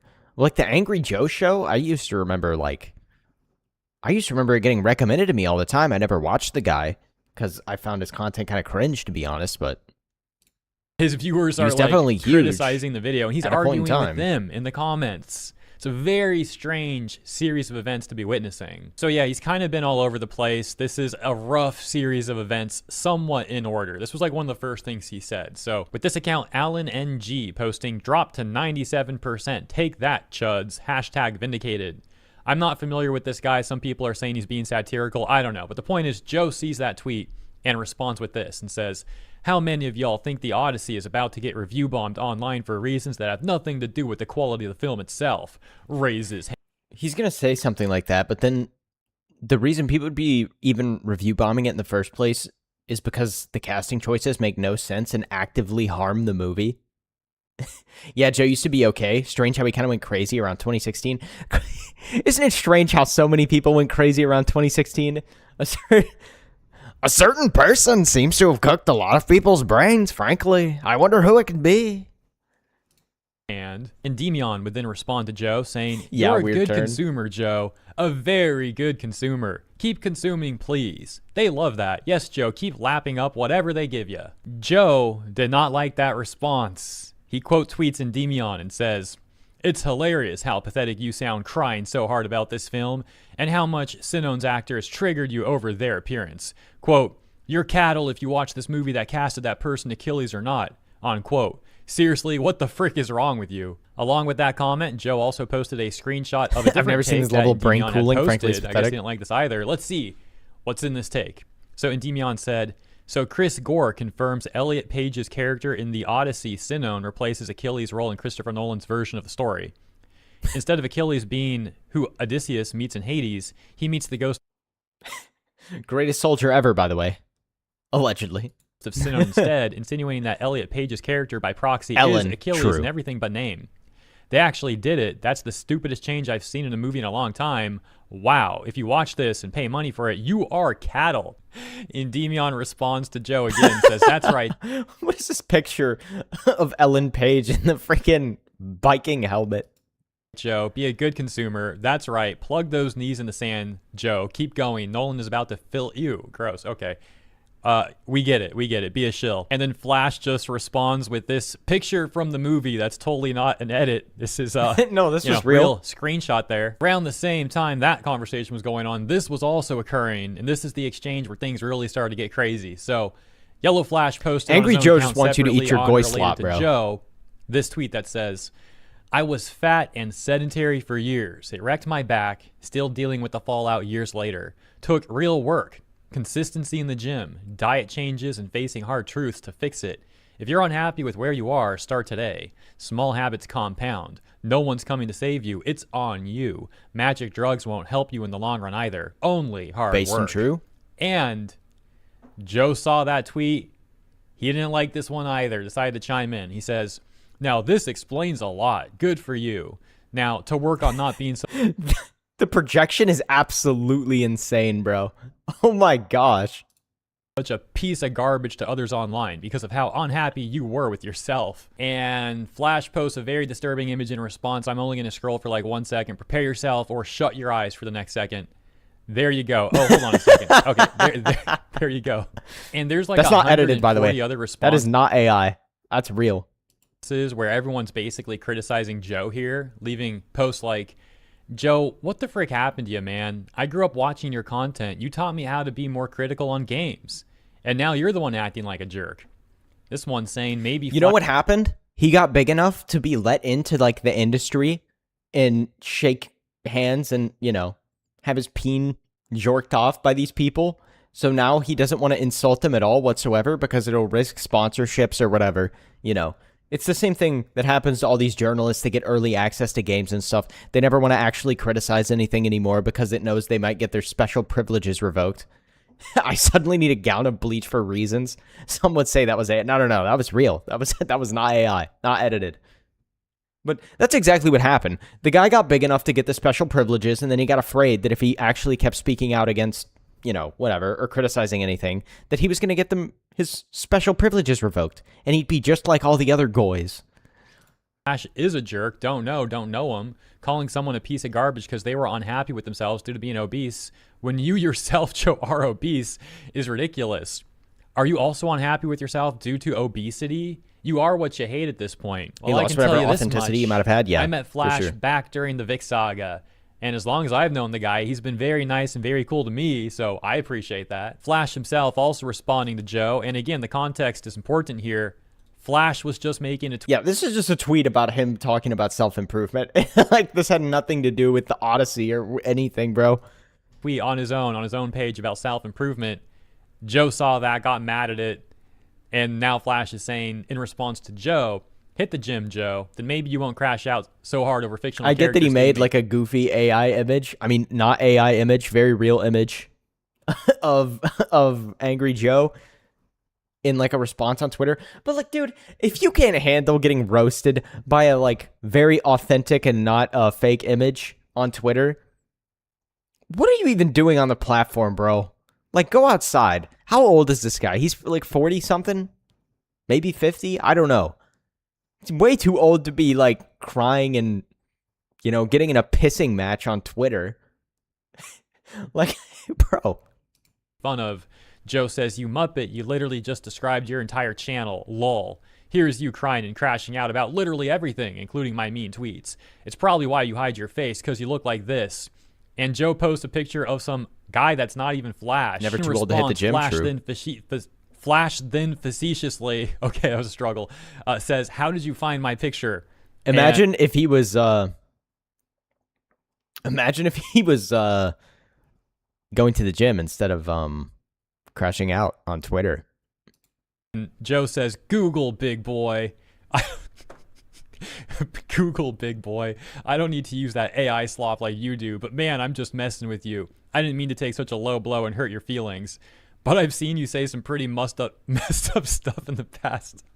So what happened in your life that made you like this? Dude, why is this even a conversation that's happening right now? Yellow Flash then went on to address what happened here in a video from today, so consider checking that out. I will play a very brief portion of that video where he goes over the picture thing because he gives more context into that.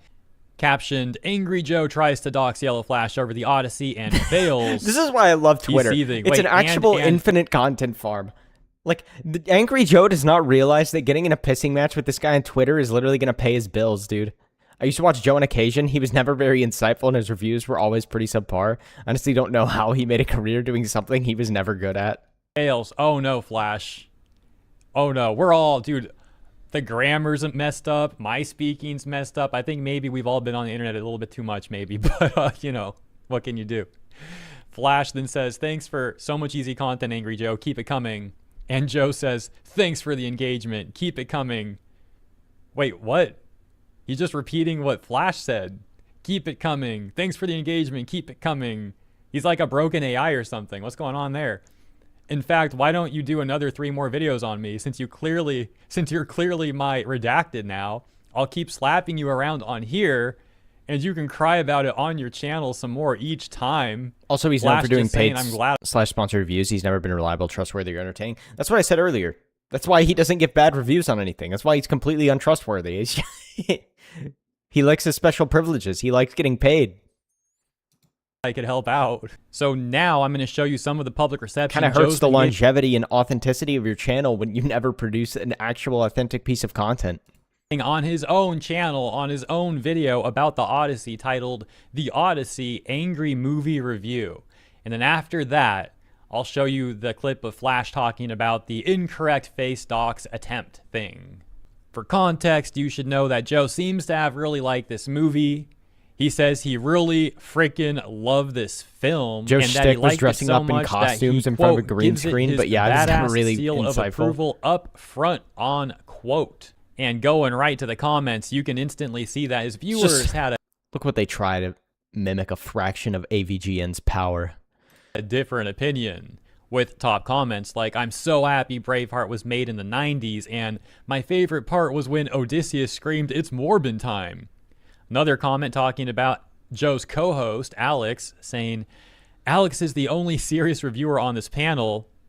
And other comments mockingly saying things like, film is so diverse, not even the ships are Greek. Similarly, this top comment said, Alex needs his own channel so I can go watch him without Joe. Another user saying exactly, he needs to. And Angry Joe himself responding to that guy saying, see you guys next time. Thanks for making our channel with varying opinions on things possible. Another example here with this user posting, did I leave the cinema thinking Odysseus was a smart guy? To me, no. So this movie's failed badly to me.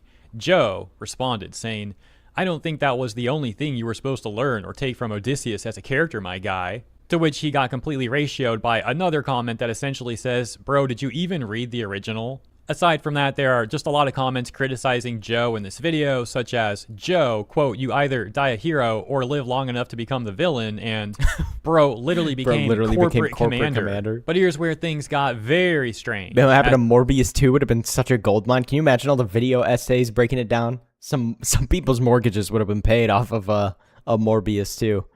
This comment says, Angry Joe fighting his fans in his own comment section of his video is not where I thought we'd be 5 years ago. Joe saw that comment and responded, you realize I can see all the sources of traffic per video, right? Lol, welcome. And a user pointing out that that comment's like weird, saying, what does that even mean? And people try to elaborate on it, saying things like, meaning he can see when he has a lot of comments from non-subscribers, subscribers, first-time viewers, etc. But again, this doesn't really make sense. Like, he's implying that he can see this poster, this viewer's like history and where they came from. I don't think you can do that with the normal YouTube analytics. They're more of just an aggregate of data, not like individualistic like that. The only thing you can do is click the name and see, you know, some of their prior comments that get highlighted. And yeah, this guy didn't just come here like hating on the Odysseus video, or rather the Odyssey video, excuse me. I don't know. It's just so like weird to argue with people in your own comment section. Like, I don't know. You can make a goofy comeback every once in a while, but like, it's only good. It only works if it's like an every once in a while kind of thing. You know what I mean? Like, if you're responding to every single comment with some kind of snarky take, it just makes you look desperate. Like, you have nothing better to do with your time.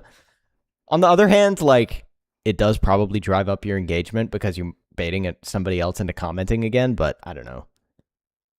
To be honest, anytime I've commented to somebody doing a like cringe anti-comment or something like that, it's just to see if I could get them to respond to me for more engagement. But comments on other videos that Joe has had too, so I don't know. I think like, I've only done it like once. It might even be a positive comment. What's this one say? 1 month Maybe ago. Twice. But Joe, I want to play Mr. the college Beast used to football. do that. Why does something so forbidden tempt me so bad? I mean, so you know that it's probably pretty good for your analytics. To be honest, that's a pretty fine comment, right? He replied to I a obviously lot don't of know the full comments. Context on that, but Joe's implying like this guy's not really a regular viewer Because once again, Joe said, you realize I can see all the sources of traffic per video, right? LOL, I remember welcome. Joe saying he was a fan of Stuckman at some point, what do you man, mean, welcome? different That guy's been a ethnicities, viewer but of yours they really for are at just least the same a month. soy person. That's just one of the most recent comments that pop up. And for anyone not familiar with this is nothing special. You can literally, anyone with an account can do this. You can just like click a profile pic in the comment section on YouTube and you can see like the last 3 comments or something like that. I'm not sure exactly how it works. So anyways, yeah, that's the TLDR of Joe's arguing in the comment section of his own Odyssey video. Now we'll play the clip of Flash addressing Joe's attempt at face doxing him. Joe is so triggered by me that he decided he was going to try to dox me. That not AI image, by the way. Because of this post where I said, hit the gym, Joe. And maybe you won't crash out so hard over fictional characters. And, you know, you'll lose a little bit of weight and be in better shape and probably feel a lot better about yourself, a lot more confident, as they say. You know, I definitely feel a lot more confident. But no, Joe decided to Google either Yellow Flash 2 or Yellow Flash 2 face. I'm not sure which one. When you do that, he decided to not go after my old fat pictures from Anime Matsuri when I was cosplaying. No, I mean, this is an actual picture of what I used to look like. Instead, he picked this one, which I'm not going to say who this is. I know who this guy is that he's using here. This isn't me. And there you have it. So yeah, Flash goes on to explain more about all of that in his own video, which I will link the full video in the description. Always disingenuous. Always disingenuous with people like that, isn't it? Just find a random picture of some dude and just say it's you.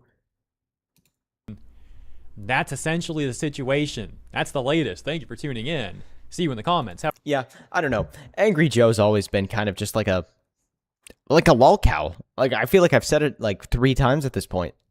Like, the guy's just a lolcow. I feel like he's never been, I mean, like you guys said, never been insightful, really. Definitely has not been authentic. The guy just, he doesn't want to lose his industry status, I guess. But like, what status, dude? Who's watching you, man? That's my question. Who's watching the Angry Joe show in 2026? Like, literally nobody. What do you mean? I guess I guess simping for the Odyssey is like that guy's life mission at this point. I don't know.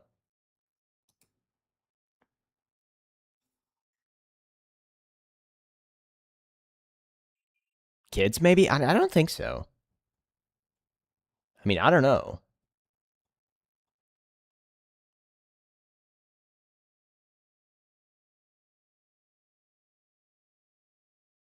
Like that kind of humor? Maybe? I'm not overly familiar with his stuff, so.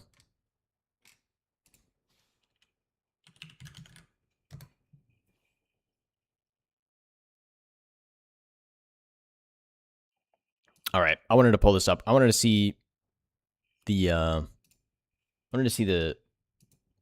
skew. He does cuss, so hopefully not kids.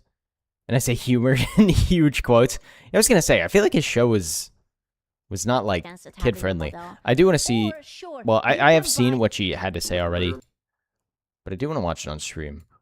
We have a like. I'll be honest.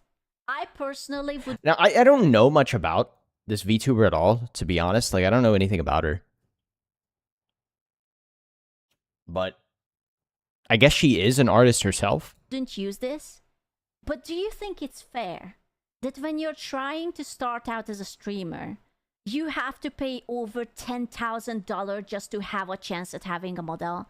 Or sure, you can buy it for like, you can buy a pre-made one, but that's a pre-made one. Everyone and their mother using it. You want to have a chance to be unique. You don't want to be... I totally agree. And obviously she's reacting to the LeafTuber stuff. It's completely unreasonable to expect somebody to drop... She looks very bouncy. It's completely unreasonable to expect somebody to drop a friggin... Even like $1,000 is ridiculous for like a VTuber model for somebody just like starting out. But Like, even that's just, like, way, way, way too much. Like, 500 is too much, dude. Like, how much would be, like, a reasonable price to get, like, a decently made model, dude? Like, I don't even know. Plus, the pre-mates have licensing issues and still run around $200. Yeah, that's exactly true. You also have problems trying to get, I watch her, she does similar content like Alana, I see. You also have problems trying to get to, like, customizing your model properly. Like, I'm sure they won't do certain stuff. Maybe your outfits will be, you know, odd. You probably won't have good toggles or anything like that.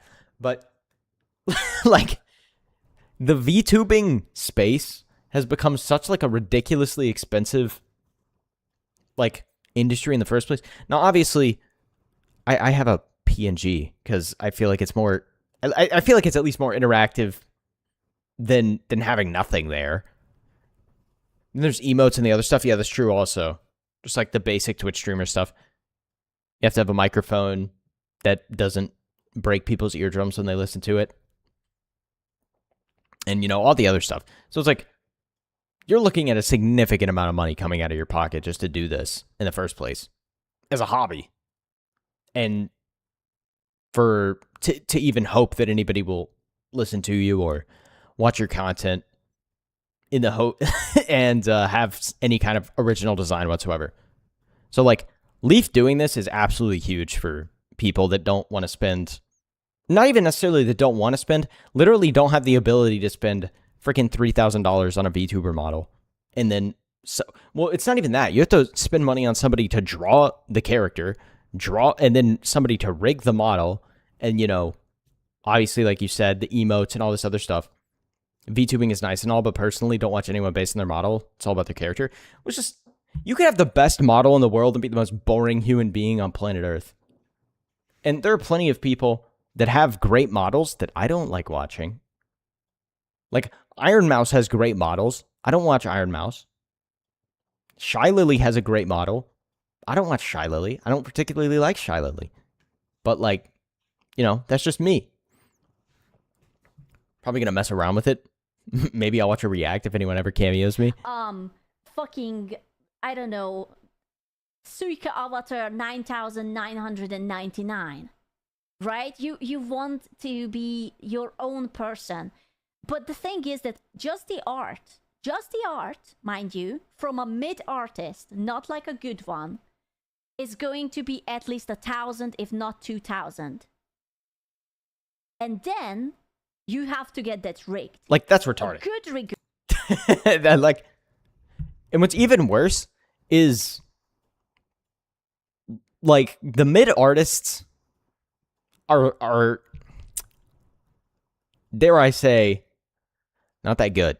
And it's partially because the actual good artists probably get, like, it probably takes them a long time to actually draw the stuff and, you know, rig the stuff or whatever. So their prices are astronomical, but it makes the mid artists feel like they can bump their prices up to the moon because the people who actually get good work and a lot of it charge so much, I guess. I don't know.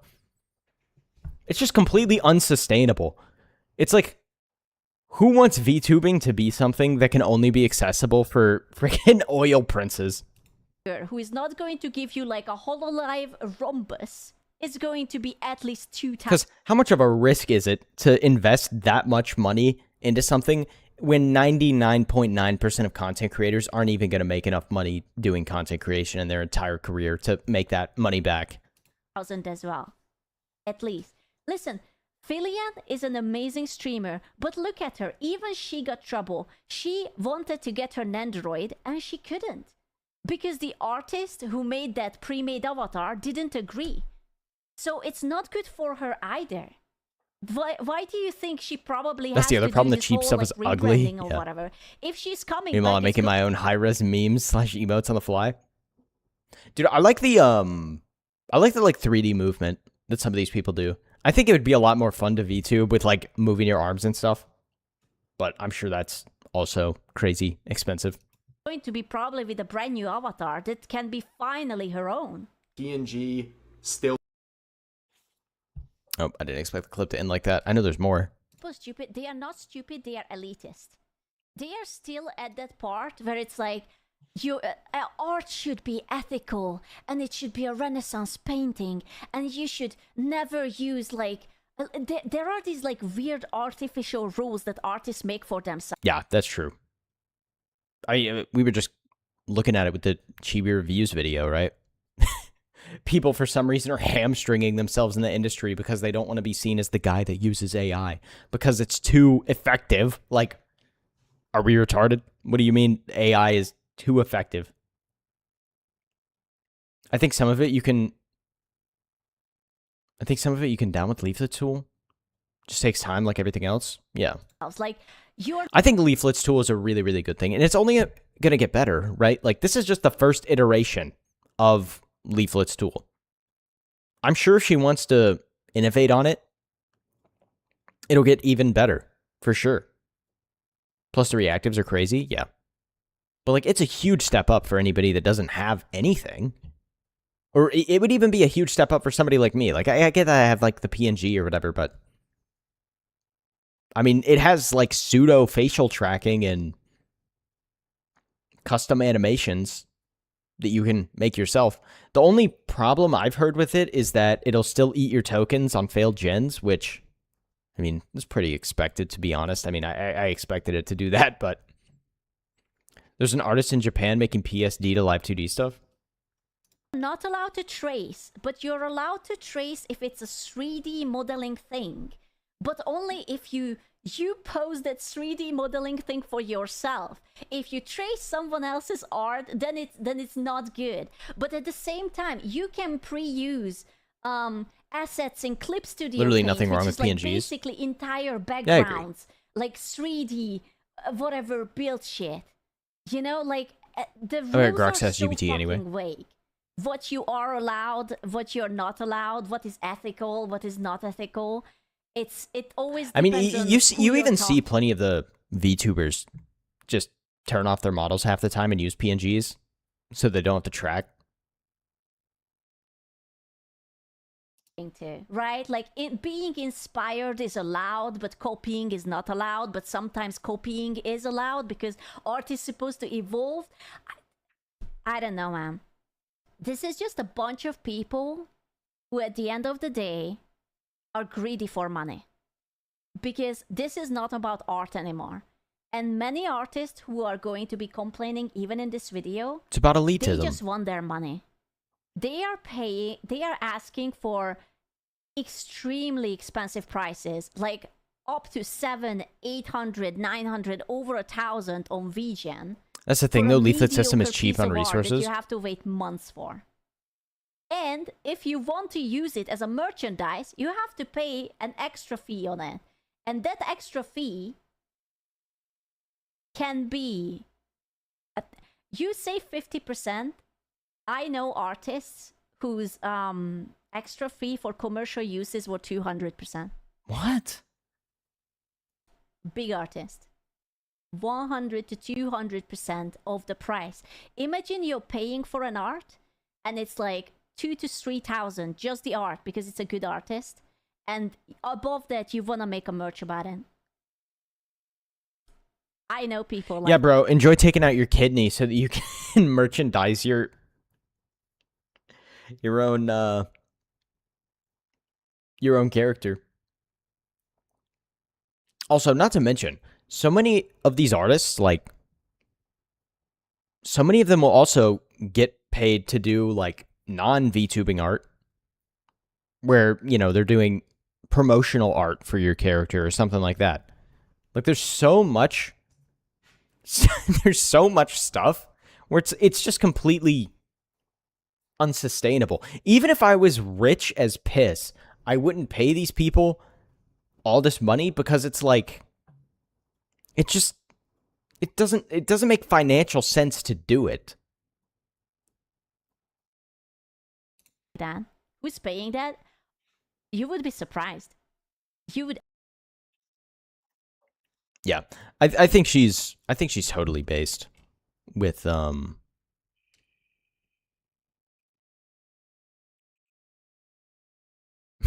then of course This person seems very disconnected with the actual costs associated in getting a VTuber model. VTubing is the most accessible it has ever been, and if you use AI, you deserve to not be taken seriously by the rest of your community. I'm sure you just want to save some money, but artists are also trying to make a living, making your dream come true. Yeah. Like, you have to pay at least $100 to have fun. You wanna have a hobby on the internet and post some content? Get out your wallet, buddy. And they post that stuff on X, which then trains the AI they cry about. Yeah, it's so funny, dude.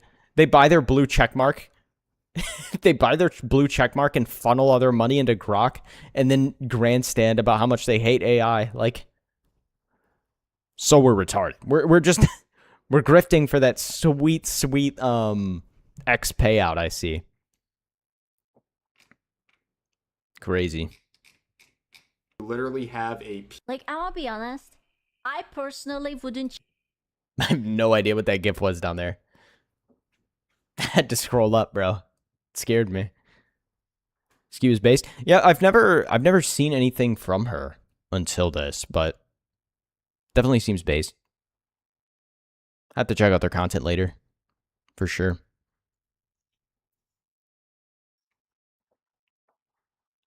But the AI stuff, man, it's all so tiresome. Skew stays and winning. We love Skew. It's tiring, but it's like funny at the same time. The people like literally revolve their entire life around it, around hating on people using AI to make art. Meanwhile, they don't make any art themselves and are trying to defend these other people that also don't make any art themselves, who are defending artists who are making so much money off of making drawings. What's up, Keylumps? They also don't know what generative AI is. I don't care if they use AI for NPCs, just don't use it for generative AI. It's all Gen AI. No, you don't understand, guys. Neurosama is actually super creative and super different and actually not the same thing and, you know, all the things. But only because Neurosama's publicly acceptable. I don't know how that guy managed to, like, weave his way into being publicly acceptable. I mean, good for him, bro. Vadal's definitely a good creator, and he definitely puts in a lot more work than most of the VTubers, I would say, probably. I mean, I can't imagine how much effort it takes to keep the AIs running properly, but I don't know how that guy managed to find his way into be publicly acceptable. Meanwhile, everybody else trying to use AI, public enemy number one. Like, there are people that use... He's actually hated on Blue Sky. Well, I don't know if there's anybody not hated on Blue Sky. I feel like Blue Sky is just a cesspool of hate. Gooners and simps for Neurosama. How could there be gooners and simps for Neurosama, bro? I don't know. I find it annoying. There's just something so cynical and elitist saying you have to drop multi-thousand just to enjoy a hobby. Like, they would say this, same regarding Pokemon cards or something. Who isn't hated on Blue Cry? Yeah, exactly, dude. What's funny, because these people complaining about all this are the same people that will be like, eat the rich, and all this other gay LARPing crap. And then the second it comes to AI and people wanting to be able to do VTubing without having to literally sell a kidney, it's completely unacceptable now. You have to fork over $2,000 to get an art, and then fork over another $4,000 to get a rigger. But because it's AI, now it's acceptable to be a total douche for that. Yeah. But it's the exact same people that are like these communist. Just I almost literally got banned. I almost said a word that starts with an F. It ends with a G. Almost just slipped out. Almost somebody slipped me a slur potion, bro. Almost came out of me. No, but these people doing their stupid They're gay LARPing. Super annoying. But it's also funny. We breaking TOS tonight? No. Surely not. I'm probably going to bed soon anyway. Nearly 2 in the morning. I need to stream earlier in the day at some point. It's just kind of impossible for me at the moment. Like, I would love to start stream at like 8 p.m. I feel like that would be so much better if I started stream at 8 p.m. and not 10. Frightening. Yeah, that's the word I almost said, actually. That one for sure. The complaint about scalpers and pricing in so many different hobbies, but shelling out $5,000 for a model that's barely passable is now the standard for being a real VTuber. Baskets of deplorables everywhere. I don't know. I just think it's so funny that the people who would so often be like, eat the rich and all this and that and the other are the same people who are crying about you not having $5,000 spent on a model. And what's even funnier is that they'll immediately ostracize you for using AI.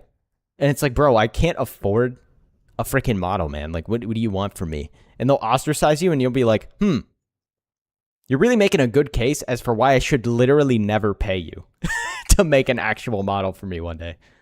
Like, way to alienate potential customers, dude. Or future business.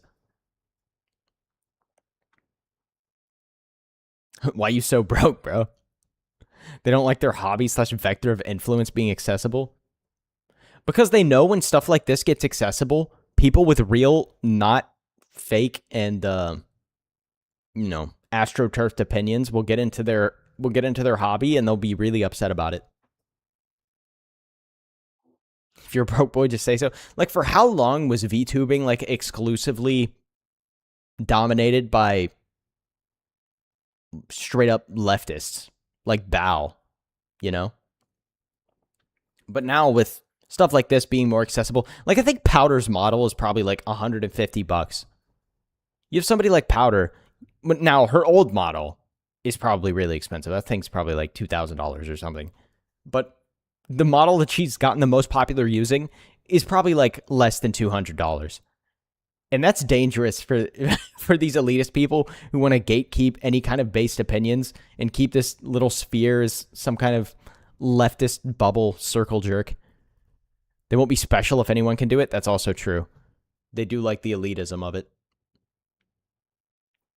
Right? Imagine anyone going, yep, this is who I want making my model after reading all that. Yeah, dude.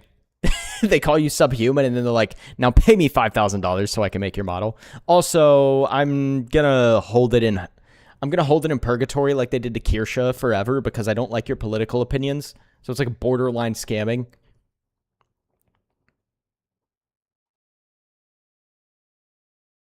All the fake artists are just echo chambering themselves into oblivion to block everybody online so they won't even see the takeover. What's up, Angelic Alchemist?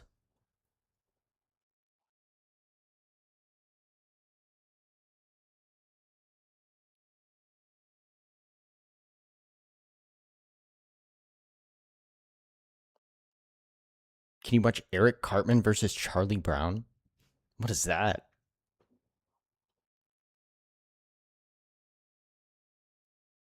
Especially since cheap and some expensive models are booty cheeks, yeah.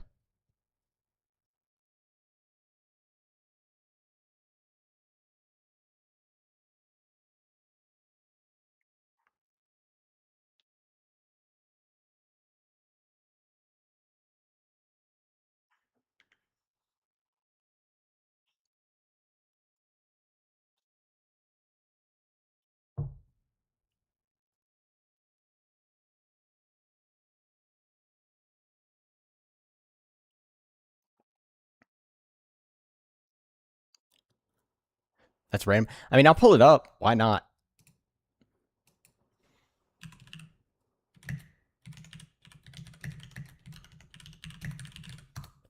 I have no idea what this even is.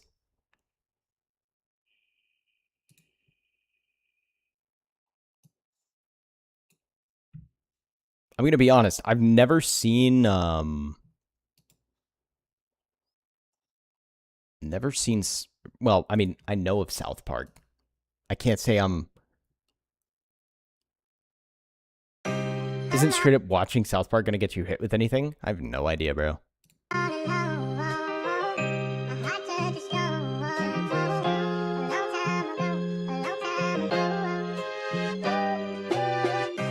Animation versus anything.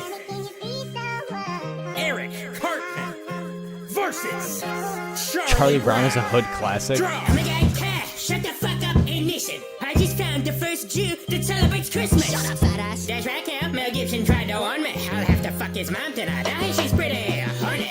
Charlie Brown, was it? It must be really tough living with both depression and leukemia. So, if you really want me to apologize, come on. I've got my money on Charlie Brown. That guy gotta be savage.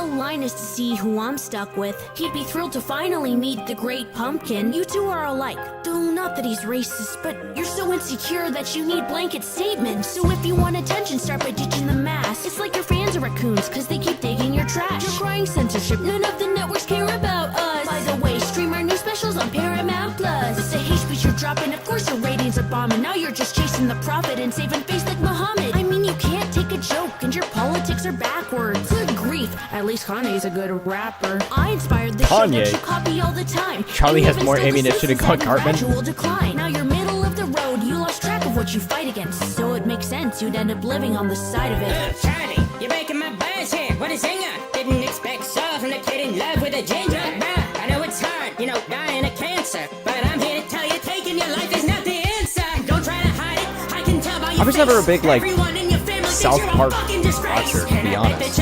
Something they barely afford. Cause you're big bone like me, except way, way more. But keep your two chins up, Charlie. Don't give in to fear. Who cares if you haven't been relevant in 56 years? Who cares if all your friends secretly think you're totally lame? Who cares if all the girls who respect you are totally gay? Damn it, I know it's so hard, but man, you gotta hold on. Cause middle-aged moms would miss you so much if you were gone. You may have nothing to live for, but you gotta let it go. No, Charlie, don't do it, don't do it. I feel like Cartman has the hate in his heart, though.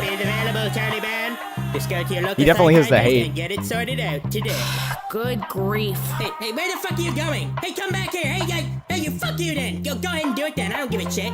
Fucking asshole. Screw you guys. I'm going off for fuck. Why don't you pick on someone your own size, you object? I'd say you're too round to be a blockhead. But now that the shrink has arrived, you might shrivel. Given your rhymes, I'll pick at your mind for no nickel. I'm guessing I can imagine trying to animate this. Slept with so many wieners, you moved into another. Dad left her, and he was so happy with his new lover till you turned him into chili and then fed him to your brother. Impulsive freak, nobody would love you in their right mind. Someone tell Heidi to hide and get her some iodine. All your friends think you're an anti-Semitic ogre. No wonder Kyle hates you. Pork isn't kosher. You're worthless, hopelessly, utterly, and completely. And I don't sugarcoat it, cause then you'd probably eat me. Here's my final 2 cents. This counts for the winner. Spell it out, Charlie Brown. Wait, was I supposed to say something? Charlie Brown, you were supposed to deliver the punchline. Haven't you ever delivered on a basic setup before? You wouldn't know a good setup for a joke if it walked up and slugged you. I've seen you mess things up before, Charlie Brown, but this right here is unforgivable. Tag teaming not unfair. You're hopeless, Charlie Brown. It is a bit crazy to tag team. Hopeless.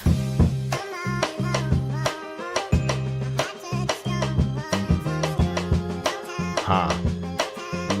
Animation's based, not gonna lie. Yeah, it's good. Who do we think won, though? That's an important question.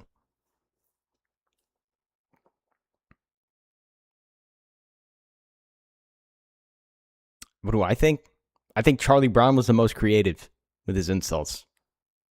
But also, like my brother said, Cartman had that hate. I kind of respect the hate.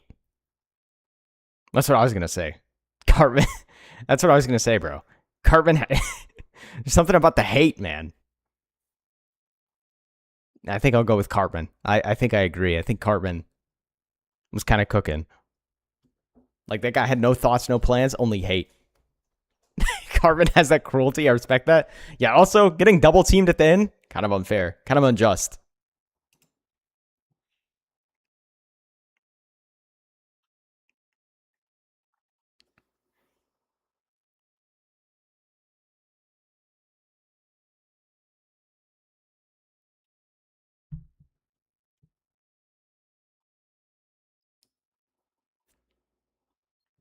I definitely say Cartman had more impact. I'm disappointed on Charlie. Should have brought Snoop and Woodstock insta win. Oh my gosh. Could you imagine Snoop Dogg? Wait, that would have been kind of heat. You bring in Snoop and have him do his Snoop Dogg cosplay, bro. That would have been fire.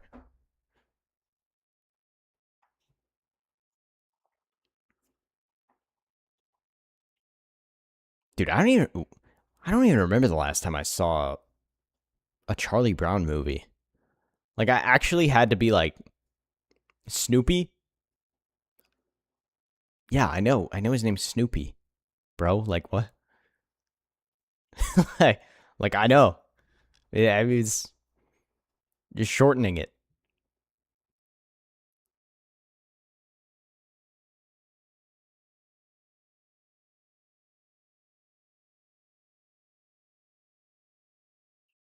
Dude, I had to be like 7 the last time I saw a Charlie Brown movie.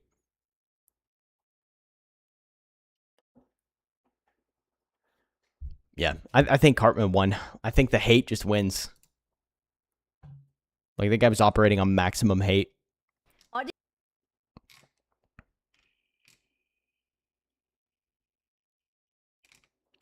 Snoop Dogg for copyright purposes, yeah. They are still... But you gotta hope he doesn't rebrand for the 79th time. So, like, 2 years ago?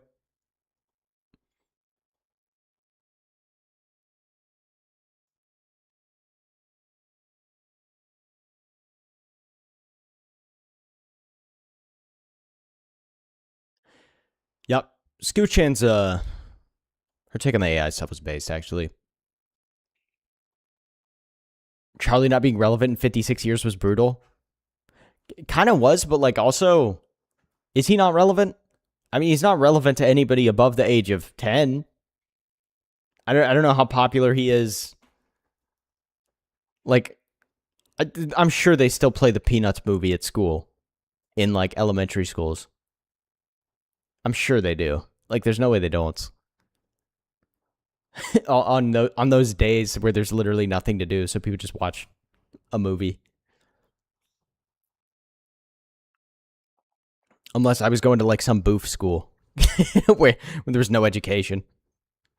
To have, like, the 1 or 2 days a year where you get to watch a movie in class because they're just padding the quote-unquote education time to meet legal requirements.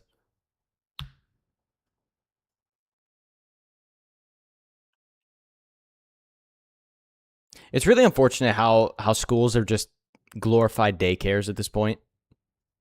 There's no business being at school for 8 hours a day.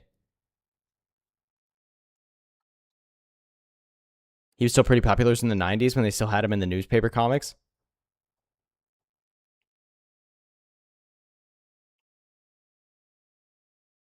Watch Jack's Requiem, but I made it better. I'll watch it next time. I'm about to go to sleep right now. Literally a full-time job. Yeah. I'm going to sleep right now, though. I'm cooked. It's 2 in the morning.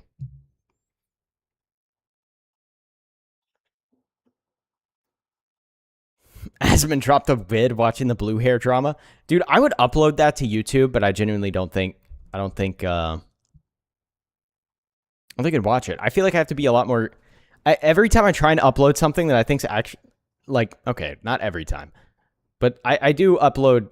I have uploaded quite a few videos where I'm just, like, trying them out to see if anybody will click on them, like the Rainforest video. And, like, fair enough. If people don't click on it, that's fine. But, I think the stuff I have to upload is to be more topical. That's the reason my uploads are kind of slowed down a bit, because I'm trying to actually make sure I'm uploading stuff I think people might watch. because I don't want YouTube to penalize me in the algorithm, because unfortunately, that's a gay game that you have to play every single time you upload a video. All right. I'm heading out, guys. I appreciate you guys all for stopping by. Enjoy your Sunday, like my brother said. True. Have a good night, guys. Later.